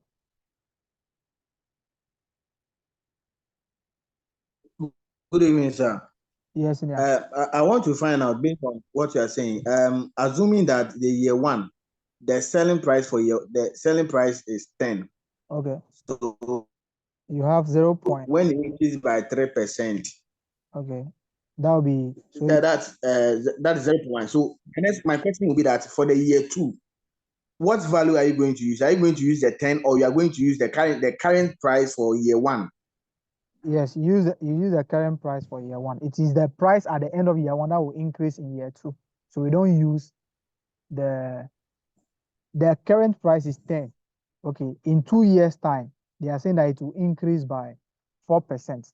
So it will not be the 10 cedi that is going to increase in. The price will be increasing by every year it will be increasing. So the first increment will be 3%. Yeah, this particular 3% in the first year will increase by 4%. So it will not be the initial price that will be increasing by that particular figure. It will be per annual increment. Every year it will increase. Every year it will increase. Every year it will increase. So this will be 10. So Year 1 will be means that will 10.3. be the current basis or something. Okay, so you'll be using the current prices, not the old prices. That's what I'm trying to say. Sinayeko, I hope we are clear now. Yes, sir. I'm okay. Sir. Okay. So not 10. I'm okay. Don't do 10 cedi in year 2. No.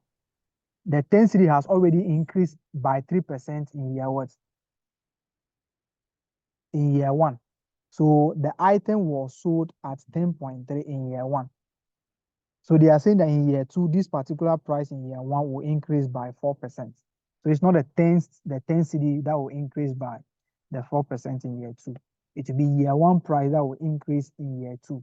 Year 2's own will increase in year 3. Year 3's own will increase in year 4. Okay, that is how it is done. Okay, so that is basically about the inflation issue. Let's come to issue of taxation. And taxation is only about depreciation. We know that depreciation is not a cash item, but for the purpose of taxation, the tax authority is going to grant the company capital allowance. So it means that the capital allowance will be reducing their tax liability. Okay, so the company may be having a revenue. The company will be having a revenue of 20,000 and cost of sales cost of sales of 13,000. Okay, then they will give you a fixed cost. They'll give you a fixed cost of 5,000. And they will say the fixed cost is including depreciation. But the depreciation value is 2,000. Okay. We are looking for NPV. We use cash flows, not profits. Okay. But we know that if we are paying tax, okay, we are coming, taxation is also another issue. So after the taxation issue or the capital allowance issue, then we talk about the taxation. Okay. You have to know that from the perspective of the company is going to be having a revenue of 20,000. Then they will be having cost of sales of 13,000. Then they will be having a cash contribution of 7,000. Okay. For the purpose of determination of cash flow, our fixed cost should have been only 3,000. Okay. For the purpose of determining what? Cash flow, our fixed cost should be only cash fixed cost, which will be 3,000. So in this case, we'll be having 5,000. So this is now the cash profit. Okay. And this is not a cash profit. And the company will pay tax of, let's assume that the tax is 25%. How much tax will the company be paying on the cash profits?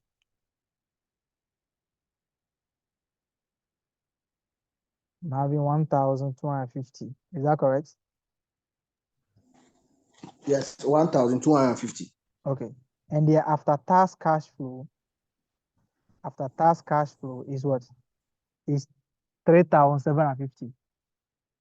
But the tax authority is going to give them capital allowance on what?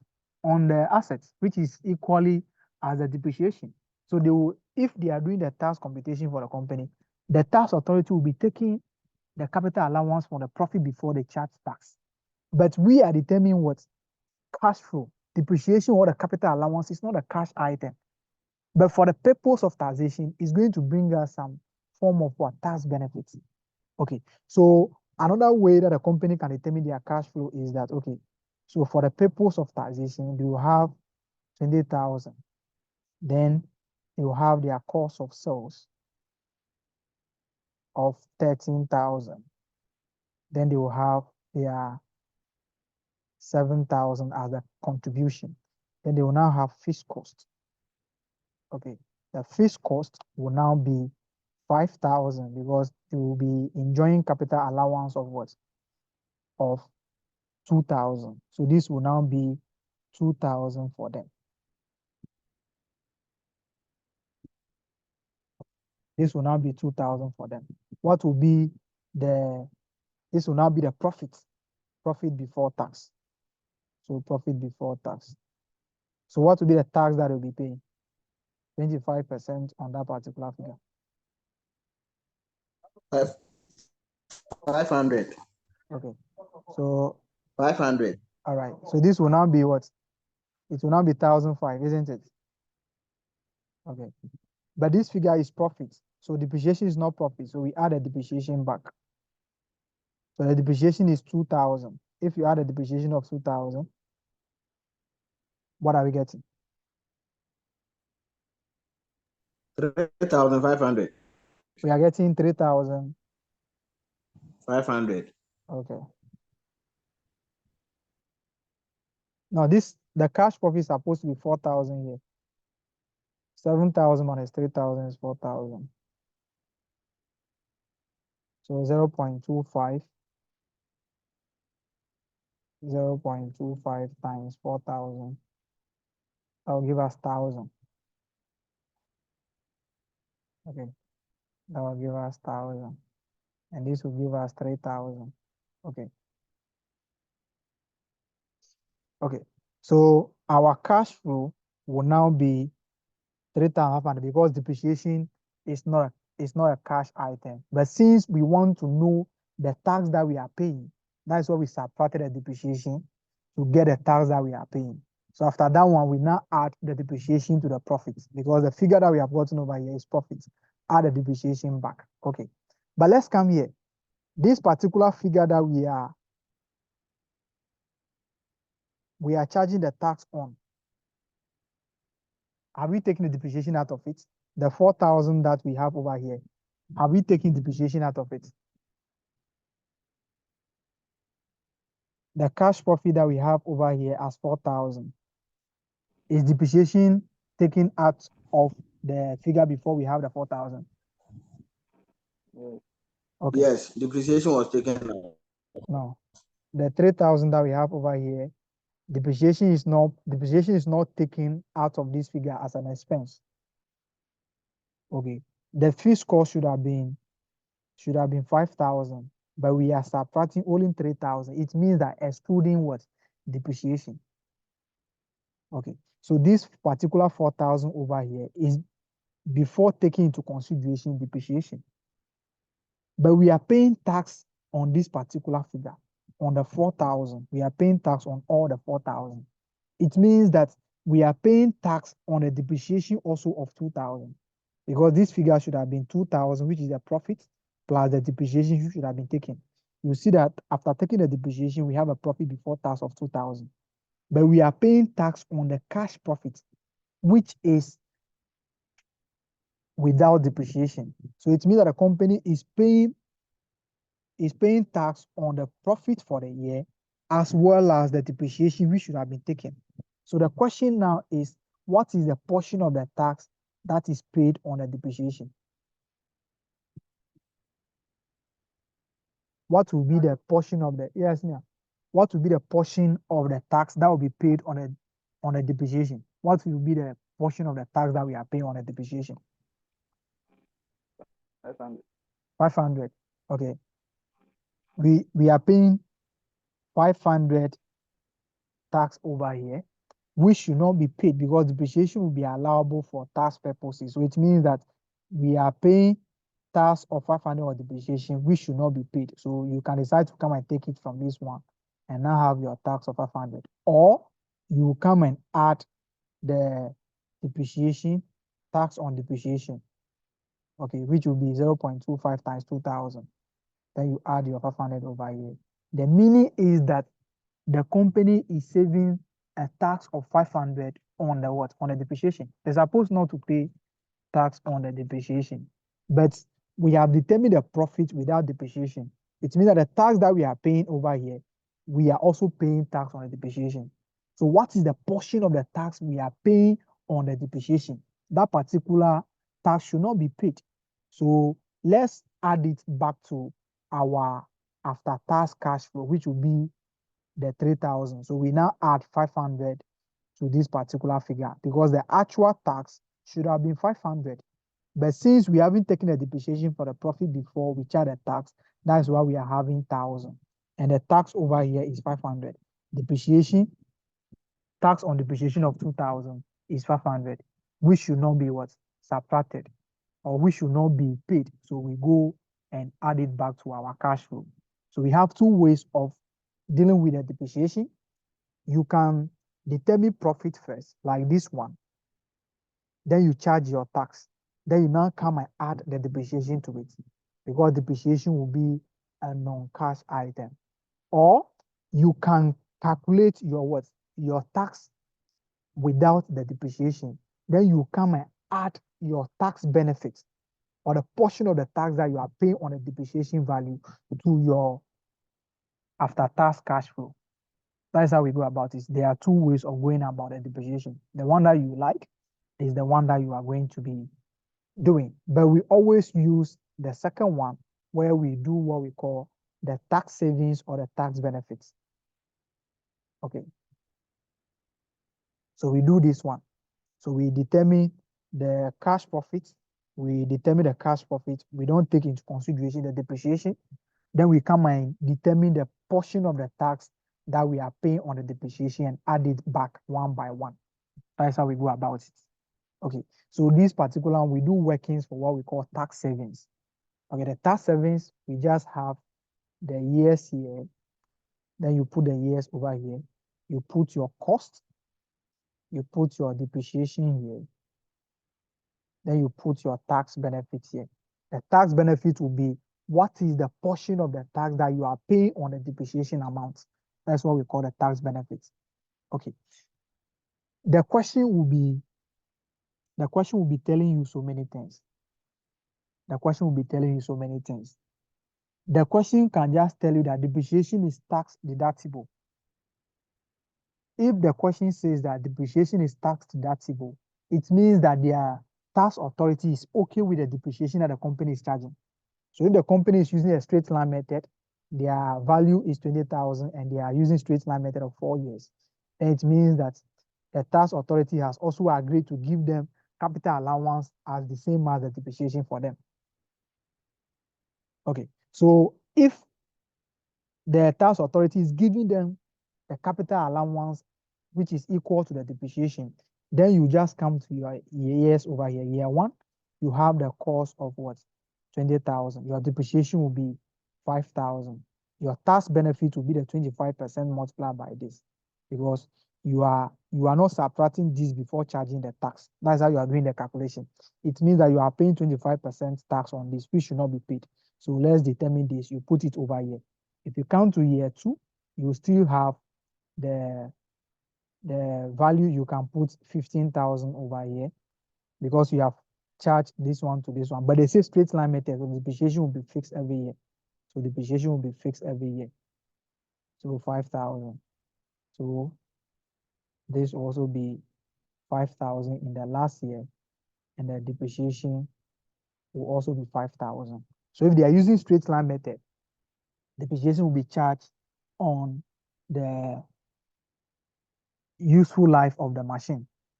Okay, but the tax authority can still give you their capital allowance rates.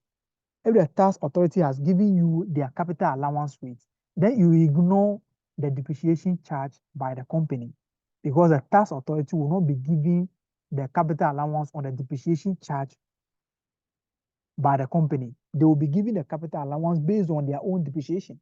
So they can say that the tax authority is using 25% on straight line method. So what will happen is that you do your tax savings like this. Okay.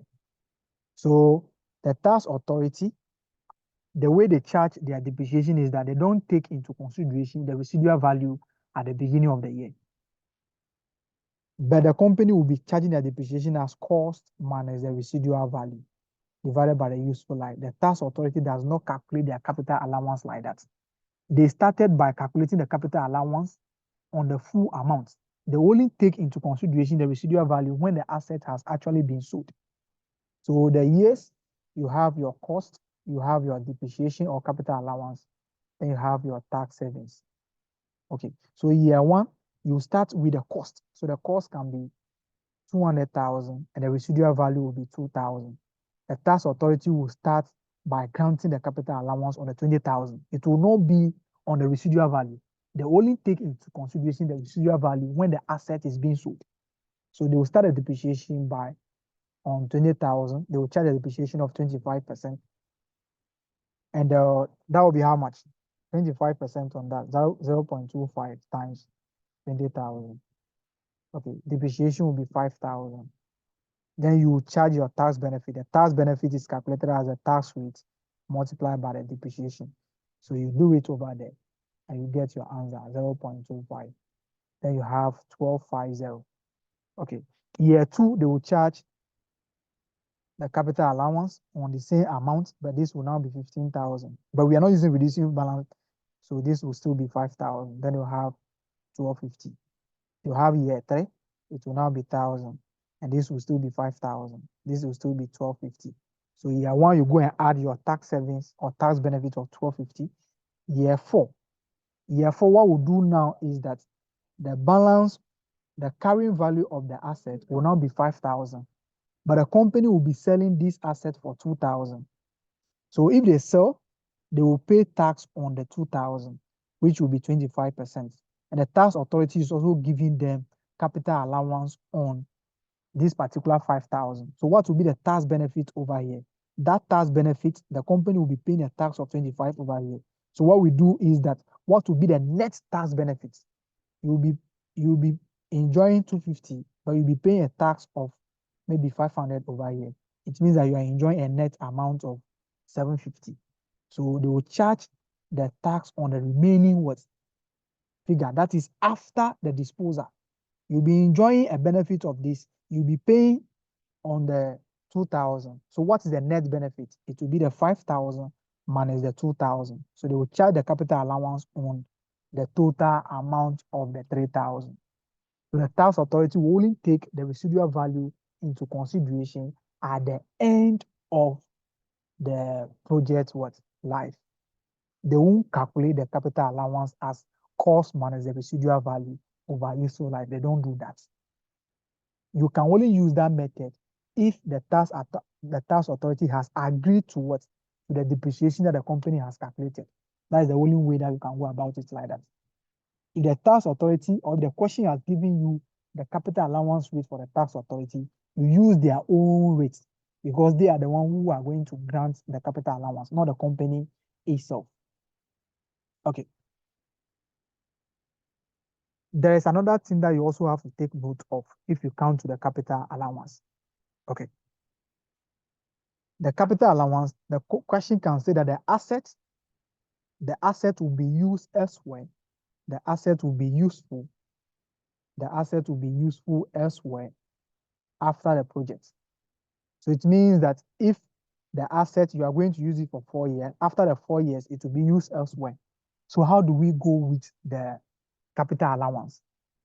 Okay, so if the asset is having 10 years and this one is 20,000, okay, if the asset is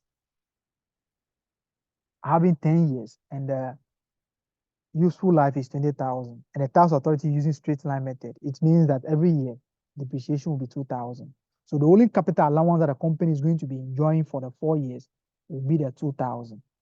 Will be the 2,000 because the asset will be used elsewhere when they are going to be enjoying capital allowance on that particular elsewhere too. So you allocate the depreciation for the first 4 years and charge your tax benefits.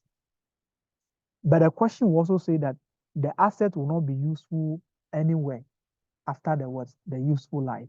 So if the tax authority is using reducing balance basis, the question will now be, maybe we have the years, we have the cost, and we have the depreciation, and we have the tax benefits. Maybe year one, our cost of the asset is 20,000. Tax authority is using reducing balance method of 10%.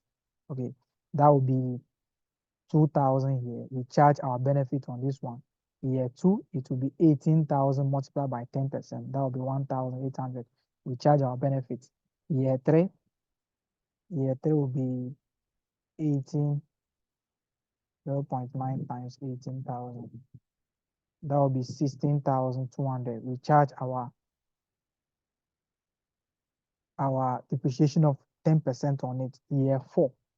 So year four, you ask yourself, the value will now be 14580. If the project is having only 4 years, and there's no residual value, it means that this particular figure will not be useful elsewhere. So you charge the tax benefit on the full amount. You don't have to charge depreciation and charge the amount on it because the asset will not be used elsewhere. You can only bring the depreciation of 14 something over here if the asset will be used elsewhere. But the question will say that the asset will not be useful elsewhere, or they will not say anything at all. You assume that the asset will not be useful after the project life. So you calculate the capital allowance on the remaining full amount. The company is going to enjoy capital allowance on the remaining full amount. If there's any scrap value, you take away the scrap value from this figure before you charge the depreciation on it. Okay. This particular depreciation is also, you are going to be claiming the tax benefit on the depreciation in the manner in which the company is paying the tax. So the paying of the tax, they can say the tax is payable in arrears 1 year, a year, 1 year in arrears or something, they can say the tax is payable in arrears. Okay, they can say the tax is payable in arrears. It means that the tax for year 1 will be paid in year 2. Will be paid in year 2. Okay, and tax for year 2 will be paid in year 3.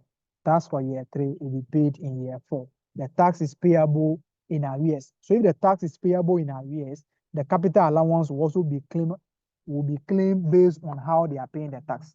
So the tax benefit that you'll be getting for 1 year will be, the company will claim it in year 2. But the question can also say that the tax is payable in the year in which the tax arises. So it means that the tax for year 1 will be paid in year 1. Tax for year 2 will be paid in year 2. So you have to look at how the company is paying the tax and those kind of issues. So basically, these are the issues that you'll be having in the exam. If they want to examine the NPV, they can examine the NPV without these issues, but they can also examine the NPV by bringing maybe tax will surely come, or they can say you should ignore tax. Inflation, they can decide to examine the inflation part. They can decide to examine the tax benefit side, and also maybe the working capital side. They cannot examine all of them in one question. Okay, so let's pick at least 2 questions or 3.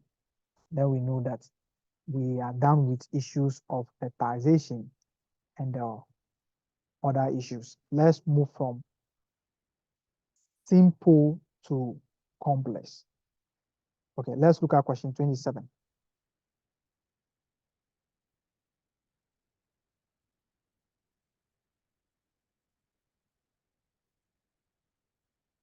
Who is reading the 27 for us?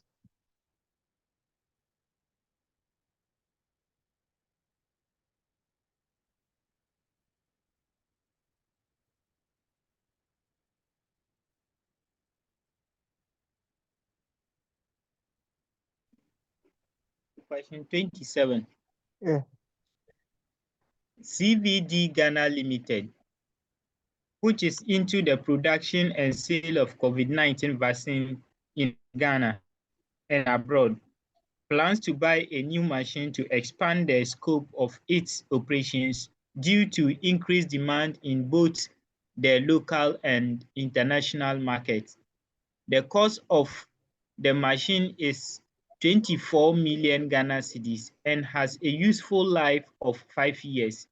The machine will require additional investment in working capital of 2,700,000 Ghana cedis at the beginning of the first year of operations. At the end of year 5, the machine will be sold for scrap, with the scrap value expected to be 5% of the machine's initial purchase cost. The company has no intention to replace the machine. Production and sales from the new machine are expected to be 1 million packs per year. The selling price per pack and variable costs per pack are as follows. Year 1, selling price per pack, variable costs per pack. It is also estimated that incremental fixed costs arising from the machine's operations will be 4,800,000 Ghana cedis per year.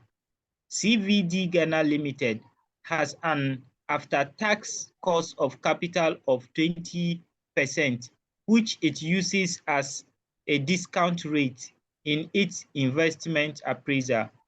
The company pays corporate tax.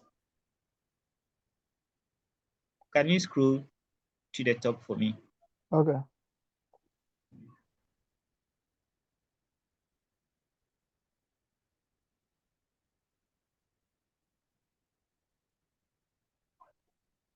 So can you see?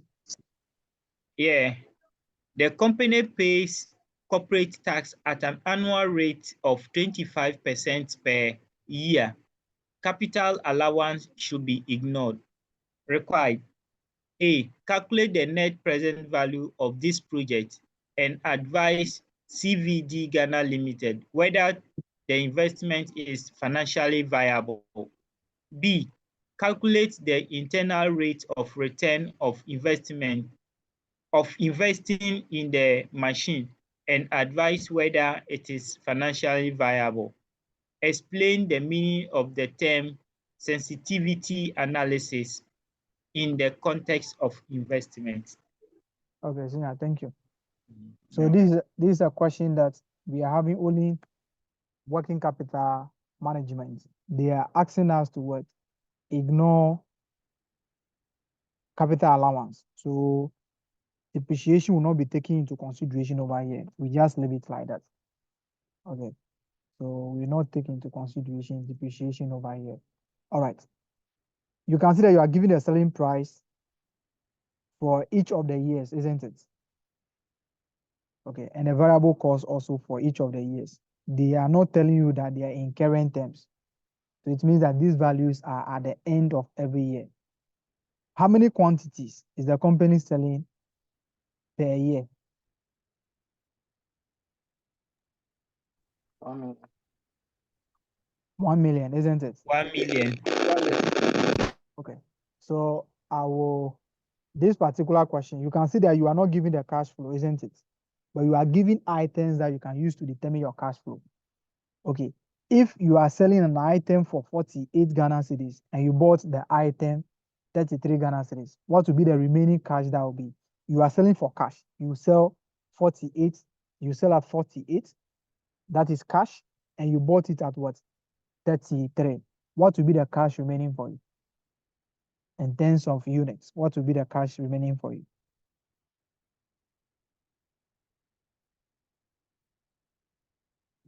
Year one. Year one, what will be the remaining cash? Will be 15. Okay, so the 15 you are selling 1 million units, so that will give you 15 million.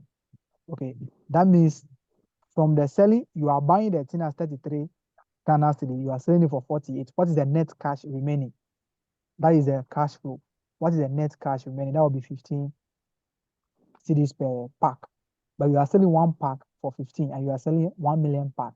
On total basis, that will give you 15 million. But before you send this particular item to the market, you are going to incur transportation costs.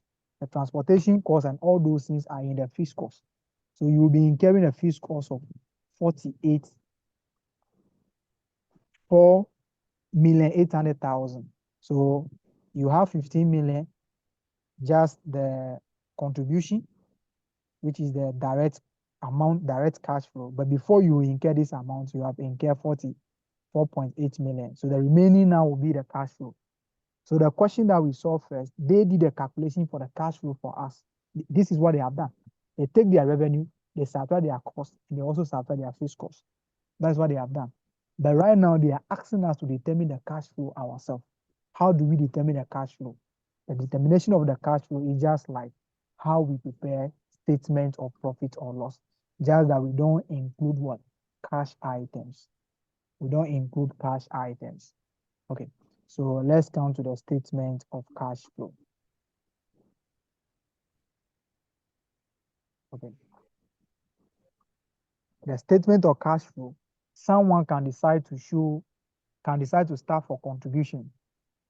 The person can decide to start from contribution where the person will not be showing workings for, the person will not be showing revenue, but the person will show the revenue and the variable cost as workings.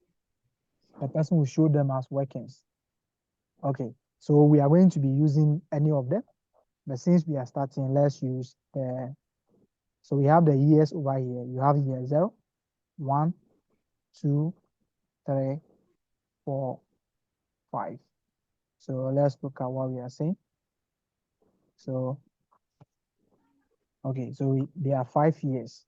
So the 5 years, we always start with the revenue. So let's come to the revenue. So the years over here, then we have the items. So revenue. When are we going to start selling? It will be at the end of the year, isn't it? Okay. So let's keep 3 zeros at the top.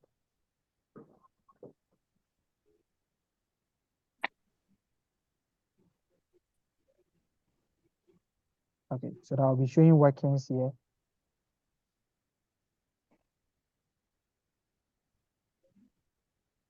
So I'll be showing the workings here. So the first workings will be the revenue. The revenue will do the years over here. We put year 1, 2. Okay, let me make it. Okay.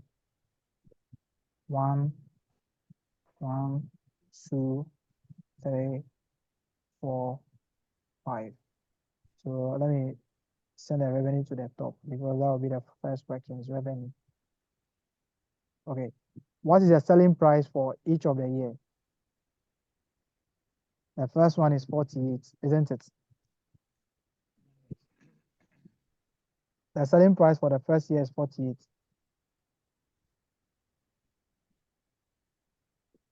Okay, 48, 48, 55. Yes. Okay.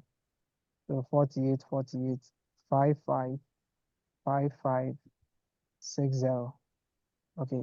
What is the quantity? The quantity is what? 1 million. 1 million. Okay. So every year is 1 million. Every year is 1 million. But we are keeping 3 zeros at the top. So this will give us 48,000, 48,000, 55,000, 55,000, 60,000. Okay. Let's do for the variable cost before we move on. So let's come to the second workings, variable cost. So variable cost, let's look at the price and the quantity. So the first one was 33. Second year was what? Second year is also 33, 38. So let me just pick all of them. 38, 33, 38, 42. Okay, so we have 33, 38, 38, 42. Quantity will still be 1,000, 1,000, 1,000, 1,000, 1,000. So we have 33,000, 33,000, 38,000, 38,000, 42,000.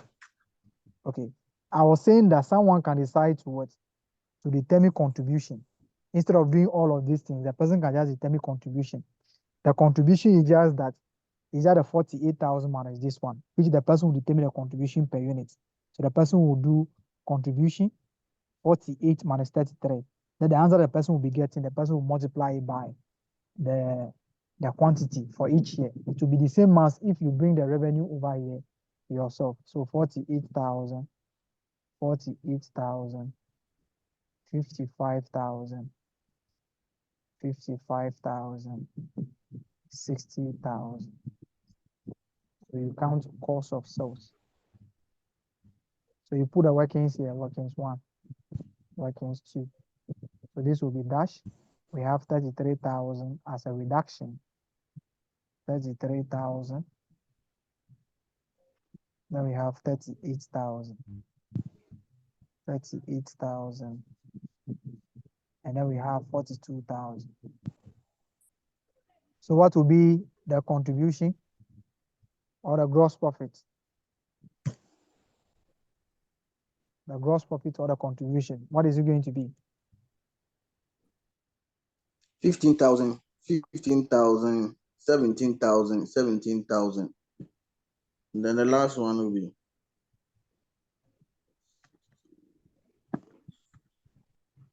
the last one will be 18,000. Okay. Let's come here. What is the selling price?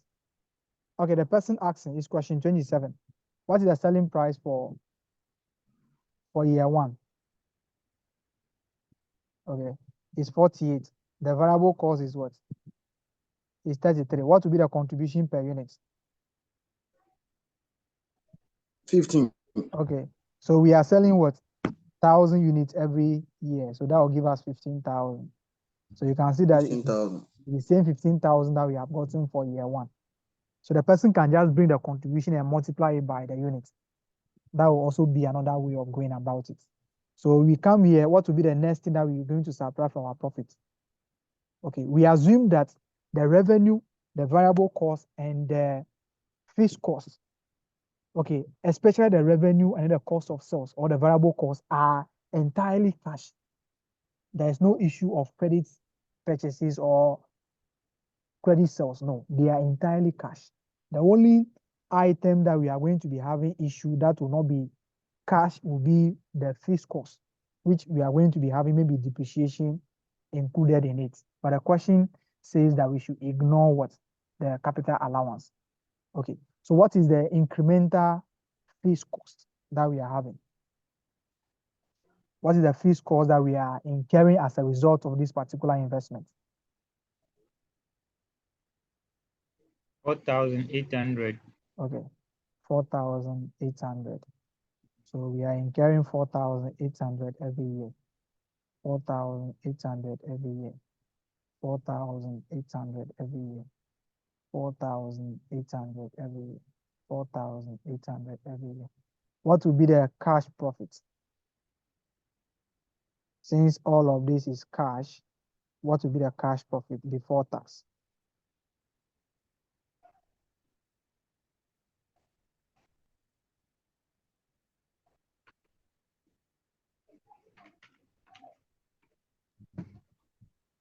Yeah, one will be 10,200. 10,200. Okay, 10,200. The 10,000. next one will be 10,200. Okay.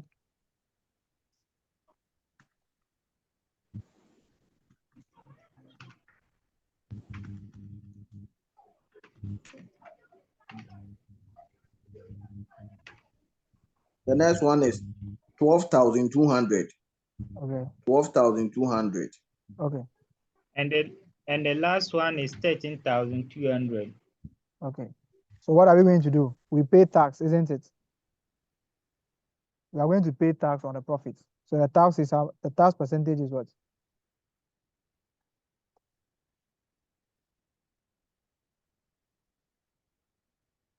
What was 25%. 25%? Okay. So that was 25%. So let's find a cash on all of them. And we look at after tax cash flow.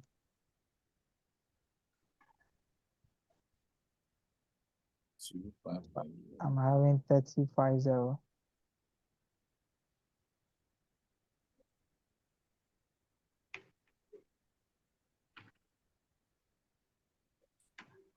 Two 550.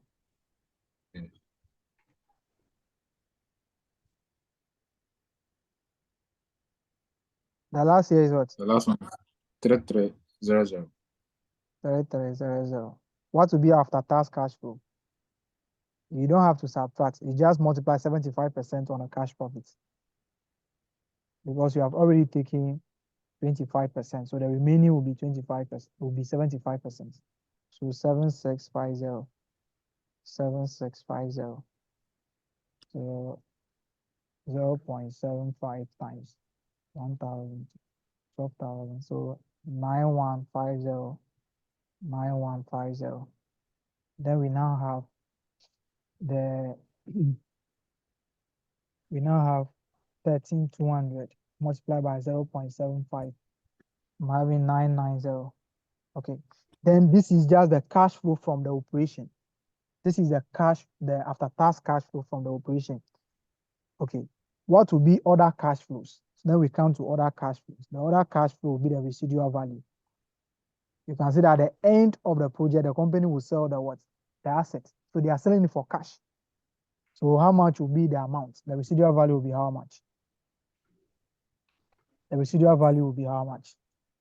5% of the initial work. The residual value will be 1 million. That is 1,200. Taking 3 zeros out. So okay, that will be 1,200. Okay. 1,200. That will be the last year. Yes. That will be a cash flow in last year. Yes. Okay. Someone may ask, Why are we not paying tax on the proceeds? You are not giving me capital allowance on the assets. So you don't have a right to charge the return that I'll be getting from that particular asset. So since they are not giving capital allowance on the asset, they can't charge tax on the what? On the residual or the proceeds from the assets. So don't calculate tax on this particular 1,200 unless they are giving capital allowance on the assets. They are giving capital allowance on the assets. That is the only time that they can charge the tax on the 1,200. Okay, so let's now come to, this is the items that we have now. Let's come to other issues. We don't have any other cash flow again, but we are going to be having cash outflow. So let's come to the initial investments. The initial investment will be made now, and that will always be under year 0. So that was how much? The initial investment is 24,000. 24,000. Okay, so that will be in year 0. We have dash, dash, dash, and dash. Let's count to the working capital. When are they introducing the working capital? Please go to the question.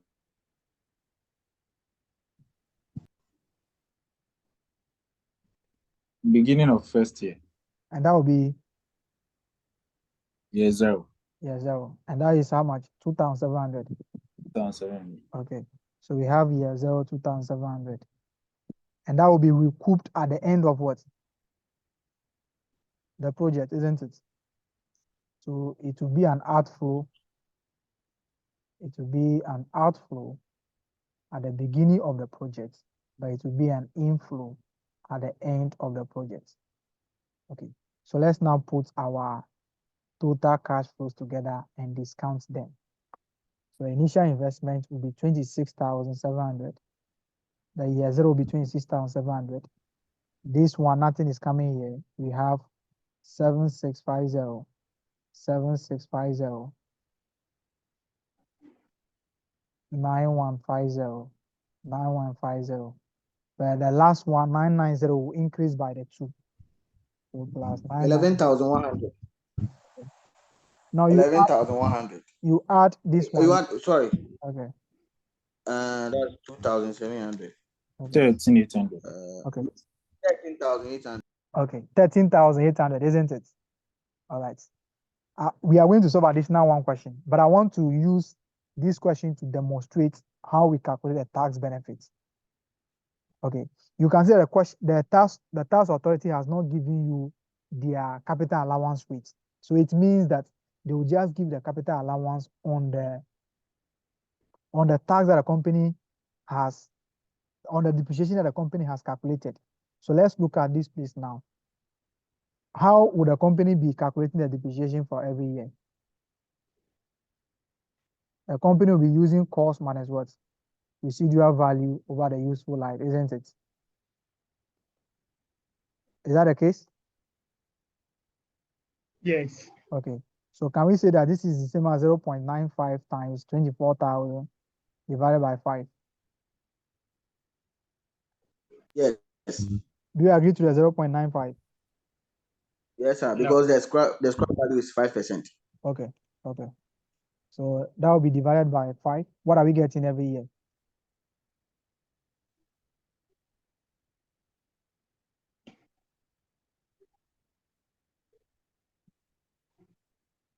Okay, I'm getting 4,560. 4,560. Okay. So that is the depreciation every year. Okay. That is a depreciation every year. So what should have happened is that the company should have added a depreciation to the operating cost over here. Then they will take it, like they will add it over here, 4,560. 4,560. Because the tax authority will be giving a capital allowance, which is going to reduce their tax obligation, 4,560. Then they will now have the figure.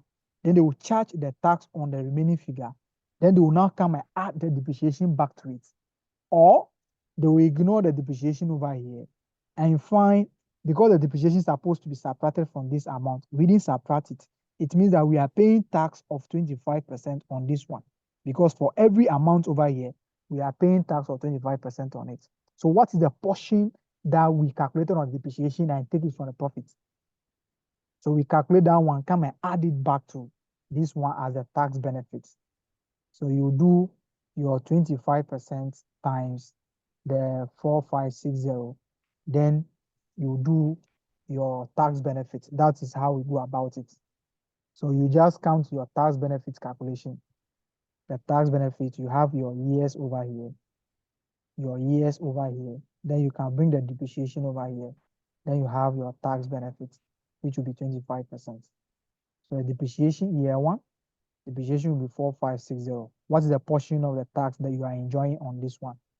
So that will be times 0. 1140. Okay, 1140. So every year it will be 1140, isn't it? Okay, that will be 1140. Assuming this is how we go about it. If the question has not given you the capital allowance rate for the tax authority, you just use the depreciation calculated by the company. The tax authority will grant the depreciation or the capital allowance based on the depreciation calculated by the company. But assuming the tax authority has given you a rate of 20%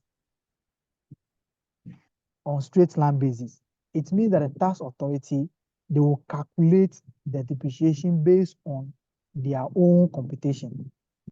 Okay, and this is how they will go about it. They will have the cost, they will have the depreciation, then they will have the tax benefits. Then they have year one, the cost is 24,000. Okay, the cost is 24,000. 20% is 5 years. So they will have 24,000 divided by 5. So that will be 4,800. Yeah, Erico.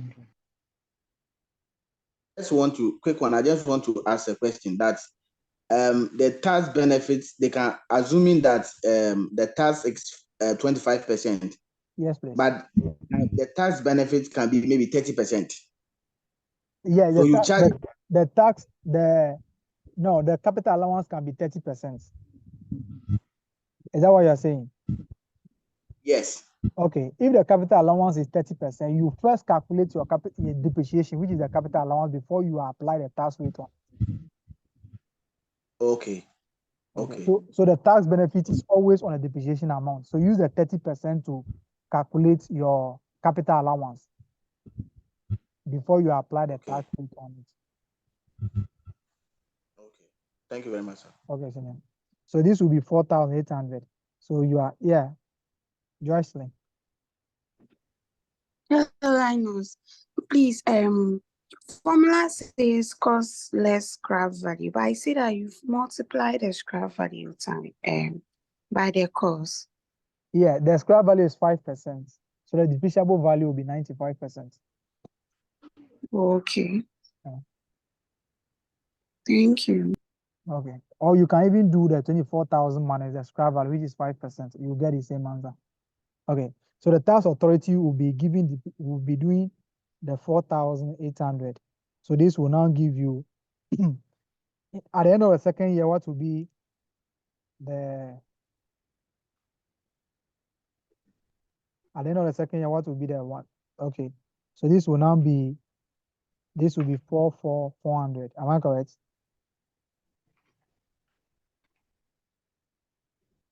So this will be 9,600. This will be 4,800. So yeah, sorry. This will be 19,000. Okay, 19,000. Okay, 19,200. Okay. Yes. And the year 3 will be what? 14,400. 14,400. Year 4. Yeah, Ben, I will take your question. So this will be year 4. The balance 9,600. Okay. So year 5. Year 5 will be 4,800, isn't it? Okay. But that particular year, the company will sell the asset for 1,200, isn't it? Okay. So you'll be taking a tax benefit on 4,800, but you'll be paying tax on 1,200. So what is the net amount that you are taking the tax benefit on? That will be 3,600. So you now apply the 3,600 over here, and you apply the tax benefit on it. So 25% on all of these things and see what we are going to be getting.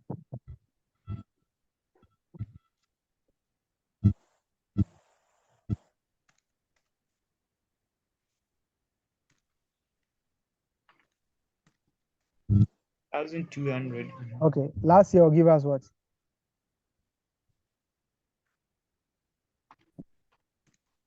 $900. Okay, add all and see what you are going to be getting.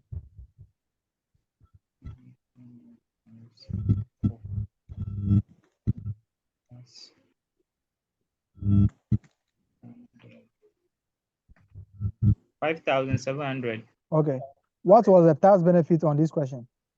What was the tax benefit that we granted on this one? It was 1120, isn't it? Yes. Okay, multiply 1120. It will be enjoyed for 5 years. So multiply by 5 and see what you are going to be getting.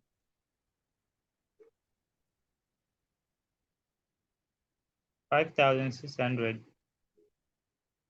Hey, I'm coming. 0.0. I think it's 1125. 1125.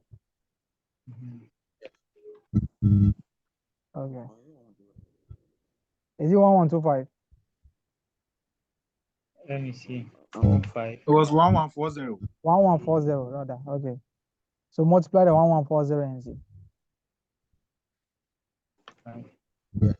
5,700. So at the end of the day, the tax benefit will be the same, but just that the one that the tax authority will be giving based on the company's own, there will be a difference in the years because this one was charged on the what? On a depreciable value. But the tax authority will only take into consideration the residual value in the last year. At the end of the day, the tax benefit will still be the same, but just that there will be a difference in the calculation. Okay, so let's come back to the major question now. Okay, let's come to our cost of capital. What is our cost of capital? So our discount factor given to us was what?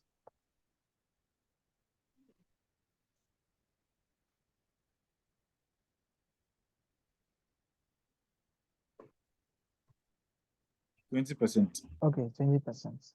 Well, please go back to the question. Let's check the discount factor. 20%. The company pays okay. The CVD Ghana Limited has after tax cost of capital of 20%. 20%. Okay. So that will be 20%. So you have the 20% over here. So you see what we have been doing. This one, after doing this, you can take these ones as the cash flow now and go and put it in a table form and discount them. Or you can just discount them like this. So the question that we have solved first, the people, they have done all this calculation and just give us the cash flow, which would have been 7,650. So this year will be 1.00, which is the first, now, which is year 1. What will be the discount factor for the first year? 0.833. I hope you know how to use the discount table, the present value table. Okay. Sunday, I'll bring it and come and show you the formula. Okay. Year 2 is what? 0.69. 0.690. 694. 694. Okay. Year 3 is what? 0.57. 0.5. 79. Okay. Year 4 is what? 0.482. Okay. Year 5. 0.402. Okay. Ben, your hand was up first, but I didn't take it. Ben, are you there? Yeah, okay. Yeah. Okay, thank you. Okay, let's find the cash flows now. The present value now. This will still be 275. So 76 7650 times 0. The one is 6,372.445. Okay. The second one. 4.5. Yeah.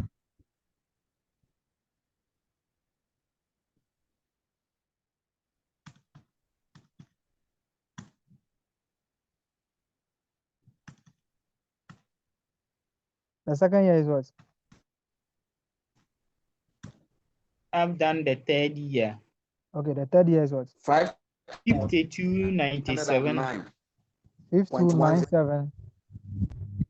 0.85. 85. Okay, year 2 is what? 5309.10.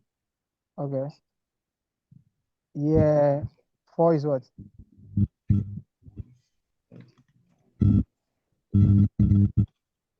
Year 5. Okay. 5,547. Okay. Do you have any? 0.60. 6. 0. Okay. Year 4. 4410.30. 4410.30. Okay. 30, yes. So let's find the NPV now.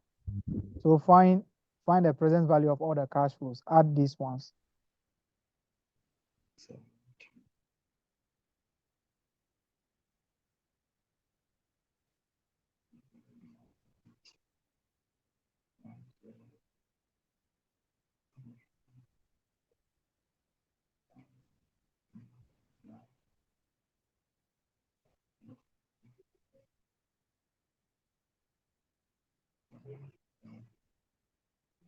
I'm having 26937.3. Is that correct?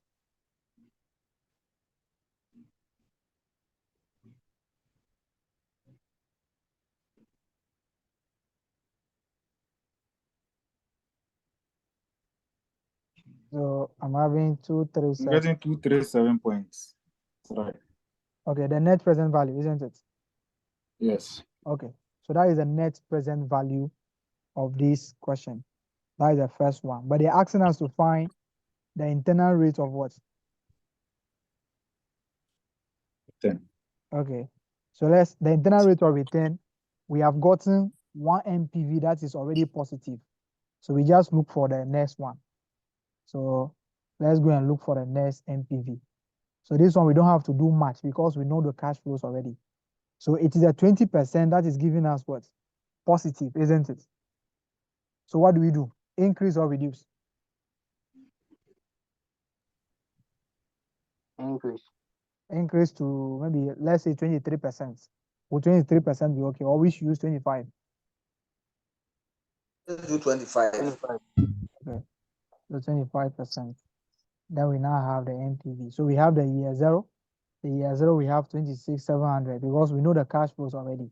So we don't have to stretch yourself. 26,700. Then you come to year 1. Year 1 was 7,650. Year 2 was 7,650. Year 3 was 9,150. Year 4 was 9,150. So the last year was 13,800. So you have calculated the cash flow already. So you just determine your second rate and multiply it by, these are the cash flows. So let's do the 25. Year 1, discount factor 25 for the first year.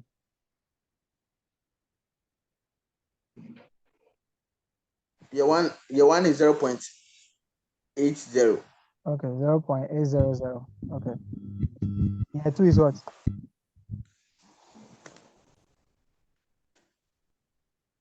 Zero 0.640. 640. Okay. Year 3. 0.512. Okay, 512. Year 4. 0.49. So it can be 0.410. 0.410. Okay. Yes. The last year is what? The last year is 0.328. 328. So let's find the present value for them.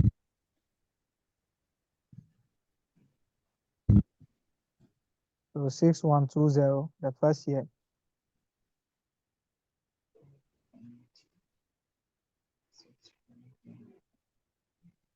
4896. Year 3 is what?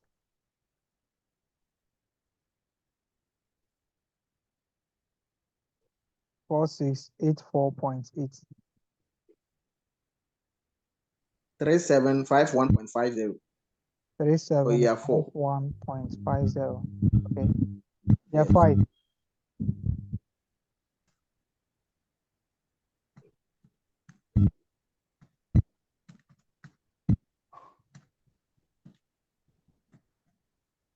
$4526.40.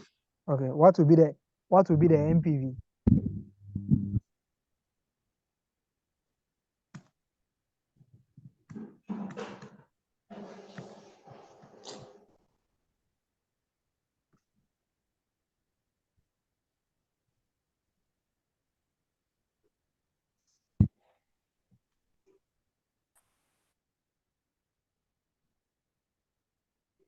I'm getting negative 2757.3.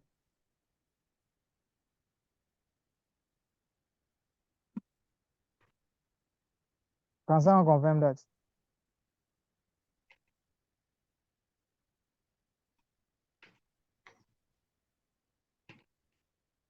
Negative 2757.3. Yeah, the same thing. Okay, it's the same thing. Eh? Yeah. Okay, let's calculate the internal rate of return now. We have the lowest rate. What was the lowest rate? 20%. Plus the cash flow of the lowest rate. That was 237.3. Okay, 237.3 divided by 237.3 plus this is already negative, so minus will give us positive 2757.3. Then all of this multiplied by 25% minus 20%.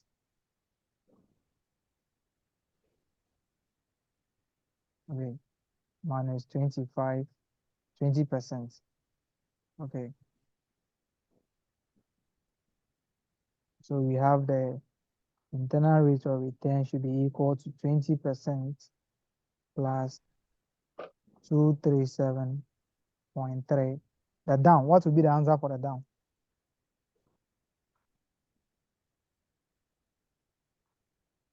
I'm having 2994.6 multiplied by 5%. So you multiply all of these and add the answer to the add the answer to the 20%. So all of that one divided by plus the 20%.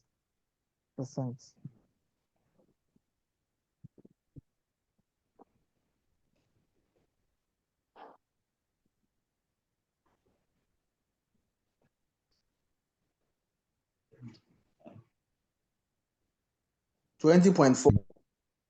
Okay. 20. Okay. So internal rate of return is 20 point what? 40. Okay. Okay. So they say that you should advise, isn't it? Yes. Okay. Based on the NPV, should they go ahead or they should reject? They should go ahead. Okay. They should Because the accept. NPV accept, yes. Okay. What about the internal rate of return? They should accept because the internal rate of this one is higher than the cost of capital. Okay. The cost of capital, yes. Okay. So they should accept this one too. So the internal rate of return, you can't do it, you can't calculate it without the NPV. Okay. This question also can ask you to use the discounted payback period. Okay. You see the discounted payback period, the cash flow that we use is the discounted cash flows. So you come and use these cash flows. Okay. We use that. But if the question asks you to calculate the basic discount, the basic payback period, you just determine your cash flow. So you do your this thing to determine the cash flow. So they can give you a question like this and still ask you to calculate your payback period. With that one, you just have to determine your cash flow, your after-tax cash flow. You don't have to what? Discount them. So if you are using a payback period, this is the cash flow that you are going to be using for each year to find your payback period. But if they ask you for a discounted payback period, this is the cash flow that you are going to be using. So yeah, Eriko. Wanted to alter the approach there. When you get here, Yeah. When we are working for the internal, can I add the 30% to the same as you've done here, as showing on the board? Can you add what? So I'm saying that you see Yeah. that when you are working for the internal rate of return, you have to look for another, choose another rate. Yes, please. In this case, we choose 30%. Yes, and I'm please. asking that, can I put the 30% just right under the 20% No, to determine this is A. This yes. requirement is A. So if you want to do it, you can do the B and still repeat these figures before you bring the 30% rate there. Oh, okay. Okay, because I was thinking that probably I can just put the rate there and then multiply by the values, the cash flow that we have there. That means you are answering the question A as if they are the same one. So you show the normal rate, but you can also do it like that. You can also determine it like that before you come down one. You can also do it like that. There's no problem. Because if we are doing the table, what we do is that we do the rates one by one. Like if you are doing table, we do the first rate and then the second rate like this. So I'll do 25, then I'll come and do the 30 over here. Okay, we do it together. So you can also do it like that. There's no problem. All right. Okay. All right. Okay. So I'm talking about discounted payback period. This question can ask you to do your payback period, discounted payback period. So this is the cash flows that you'll be using. You use your discounted cash flows. So you just go and do your years, your cash flow, and your balance. So you have year 0 to be 26,700. That will be 26,700. We don't discount over here because you have already discounted. So you have year 1, you have your 6372.45. Then you now subtract to get a balance. Year 2 you do it 5309.10. You get a balance by subtracting. Year 3 you do it. Then you now look for the year in which the project pays back. Okay, let's try to see we can solve additional one question. Then maybe Sunday will be the last one, and I will try to capture the formula sheet and maybe I'll bring it over here, explain to you what this formula, what is the formula, because although you have seen all of them, but at least you don't have to go there and be struggling. So you have to know what this formula is and what is that particular one as in what we are doing. All right, so let's pick additional one question where maybe we are going to be having issues with inflation and maybe issues with inflation or maybe. So this one you can see that this is with working capital. So let me see whether I can pick a question that I will have inflation or something there.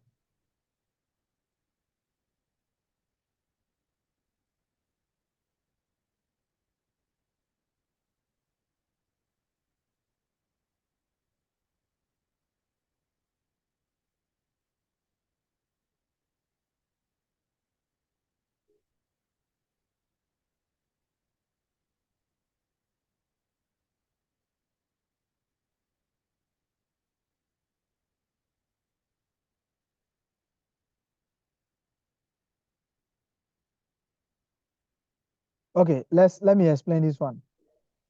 You see that the question 25, the selling prices are given in current terms, isn't it? The selling price and the variable costs are given in current terms and they are expected to increase by 5%. So it means that this is the today's value of the selling price is this one. So at the end of year 1, you have to increase it by what? By 4%. Okay, in year 2, you have to increase the year one's value by 4%. So you have to be increasing each year's what?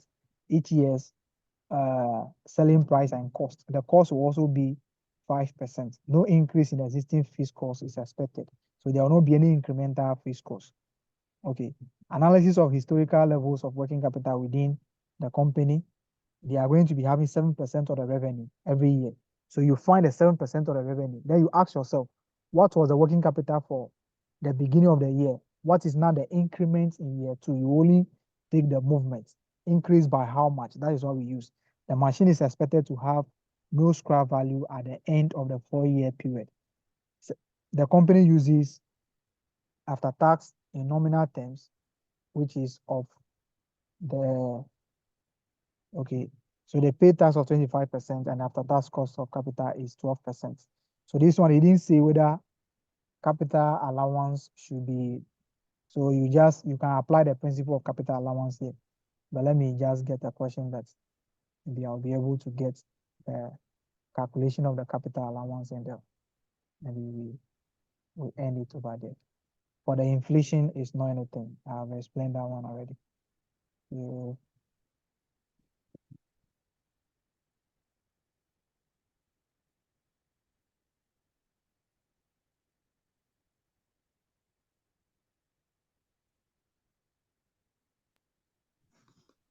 As we are going through the questions, can I please ask that, would you have a class for me? currently, I'm not the one teaching the ME. Okay. Okay, but I have, you can WhatsApp me. I have last sitting videos there. You can watch them. Okay, I'll do that, sir. So I want to, which question do I want to solve now?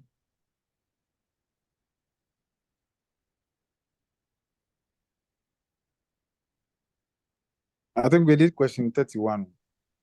That one has the. Yeah, I want to do the one that we are going to have issues with. Don't worry, we did 31.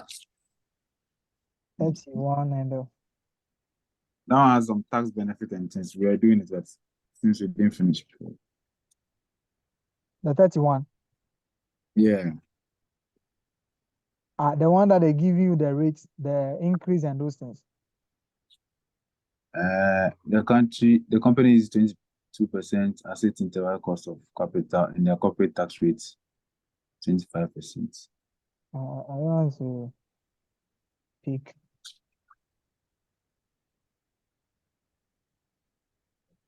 Okay, let's take the, let me check the 31 and see.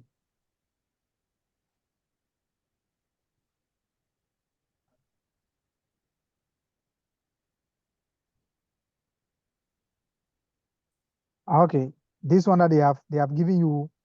Okay. But this one is a past question. I don't like solving past questions because it's just like I'm repeating the answers for you. You can just go there and test yourself. So you can see that all these things are given in current terms. The working capital is at the beginning. So you have the selling price per bag, 50 cedis in current terms. So if you want to get year one, you increase it. So you can see that the first year will increase by 15%, isn't it? So the second year's own, you increase the first year's price by 18%. Third year, you increase the second year's price by 20%. The fourth year, you increase the third year's price by 15%. Like that for all of them. The annual demand will be increasing. But I just want to only explain the inflation part is not anything. I just want to explain maybe the tax side because most of the times we find the tax issues complicated. I want to use the question 22 before. Okay, let's use the question 25.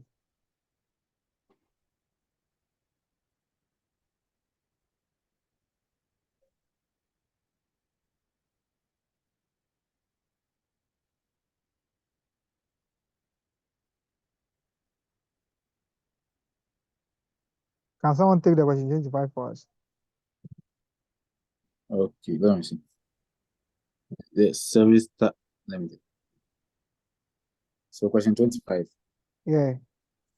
Service Star Limited is evaluating the purchase of a new machine to produce products SEP, which has a short product life cycle due to rapidly changing technology.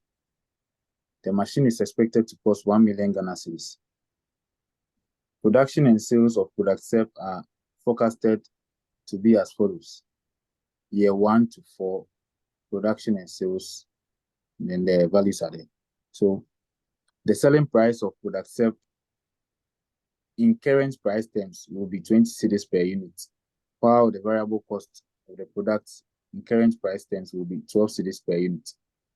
Selling price inflation is expected to be 4% per year, and variable cost inflation is expected to be 5% per year. No increase in the capital allowance is not there. So let's not move down. Yeah. Okay.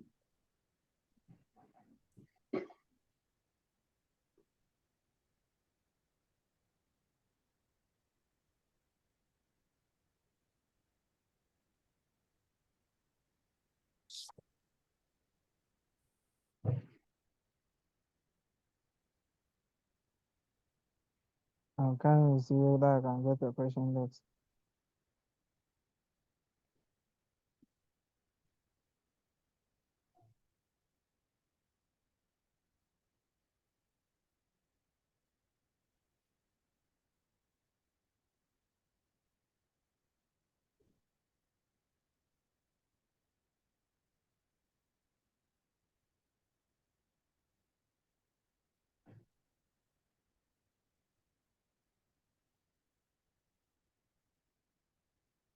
Okay, I'm sure. Okay, the 15 will do. Let's try the 15.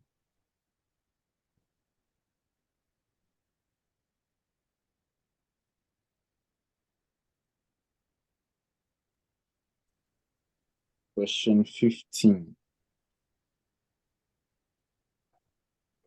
SCCO is evaluating the purchase of a new machine to produce product P, which has a short product life cycle due to rapidly changing technology. The machine is expected to cost 1 million Ghana cedis. Production and sales of product P are forecast to be as follows. Year 1 to 4, and production and sales values. The selling price of product P in current price terms will be 20 cedis per unit, while the variable cost of production of the product in current price terms will be 12 cedis per unit. Selling price inflation is expected to be 4% per year, and the variable cost inflation is expected to be 5% per year. No increase in existing fixed cost is expected since SCCO has spare capacity in both space and labor terms. Producing and selling product P will call for increased investment in working capital. Analysis of historical levels of working capital within SCCO indicates that at the start of each year, investment in working capital for product P will need to be 7% of sales revenue for that year.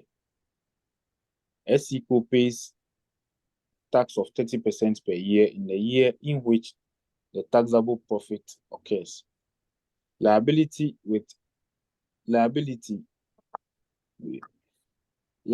to reduce taxes. Liability to tax is reduced by capital allowances on machinery, tax allowable depreciation, which SCCO can claim on a straight line basis over the 4-year life of the proposed investment. The new machine is expected to have no scrap value at the end of the 4-year period. SCCO uses a nominal money terms after tax cost of capital of 12% for investment appraisal purposes. Required A. You don't worry about that one.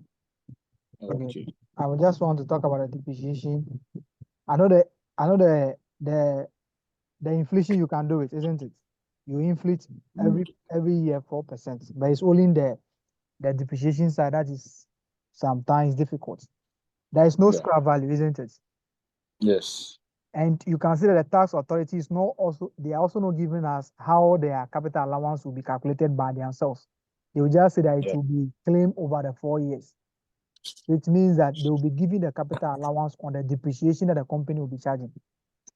Okay, so the depreciation will be the 1 million, which is the cost, 1 million over 4. Okay, and that will give us what? Yeah, 25,000. Okay, that will be 250,000, isn't it? Okay. You see, this 250,000, there's 2 treatments for it. Okay, you can see that the depreciation will be subtracted from profit before the company will pay tax on the remaining amounts. So you can treat the depreciation as a fixed cost, which you subtract it from the profits before you charge tax on the amount. Then after charging the tax, the profit after tax is now profit. Come and add the depreciation back to it. So if the gross profit was 500,000, you can decide to take 250,000 from it, then to get a profit before tax, and that will give you 250,000. Then you charge your tax of 30% on this one. Then you get profit after tax of maybe something figure. You have to know that you are looking for cash flow, not profit. Then you have to come and add the depreciation back to this one. Or you can decide not to subtract the depreciation. Then you pay the tax on the amount without the depreciation. Then you ask yourself, the tax that you are paying over here, there's a depreciation value of 250,000. It means that you are charging the tax on the depreciation too. So what should be the tax that we're supposed to pay on a depreciation? It should have been a tax rate multiplied by the depreciation value, which is 250,000. So how much are we getting from that place? The 0.3 multiplied by 250,000. I'm having 75,000. So it means that included in the tax that I've subtracted from the cash profits, 75,000 supposed not to be what? Supposed not to be subtracted, because we don't have to pay tax on the depreciation value, but we are charging tax on it. So this will be the tax savings for every year. Then you go and add it to your profits after the cash. That's how we go about it. So you can first subtract the depreciation, you charge your profits, subtract the depreciation from the profits, charge the depreciation, then now add the depreciation back to the profit after tax. Or don't subtract the depreciation, charge the tax on the full amount. Then you now come and add the portion of the tax that you are paying on the depreciation. So we have 2 ways of going about it. But on Sunday, I'll try to solve one question where we are going to have issues about the tax. Then we move on to the advanced issues, which will be lease or buy, asset replacement, and also sensitivity analysis and probabilities. Okay, so that is it for this evening, and thank you all for coming. Yes, Eben. Thank you. Boss, can I also WhatsApp you for the MAB? Anybody, I will just put it on the group there so that you WhatsApp me. Anybody can WhatsApp. Okay. Oh, thank you. Okay, so seniors, I'll see you guys. Okay. Try to be solving the questions. You can see that the question that you read was which question? Question 15. Okay, compare the question 15 to the question 27. The 25, I think they are similar. They are not similar. They just change the figures. So you can see that the wording, the 1 million, everything, the increase, the inflation rate and everything is the same thing. But sir, if I may. Yeah, senior.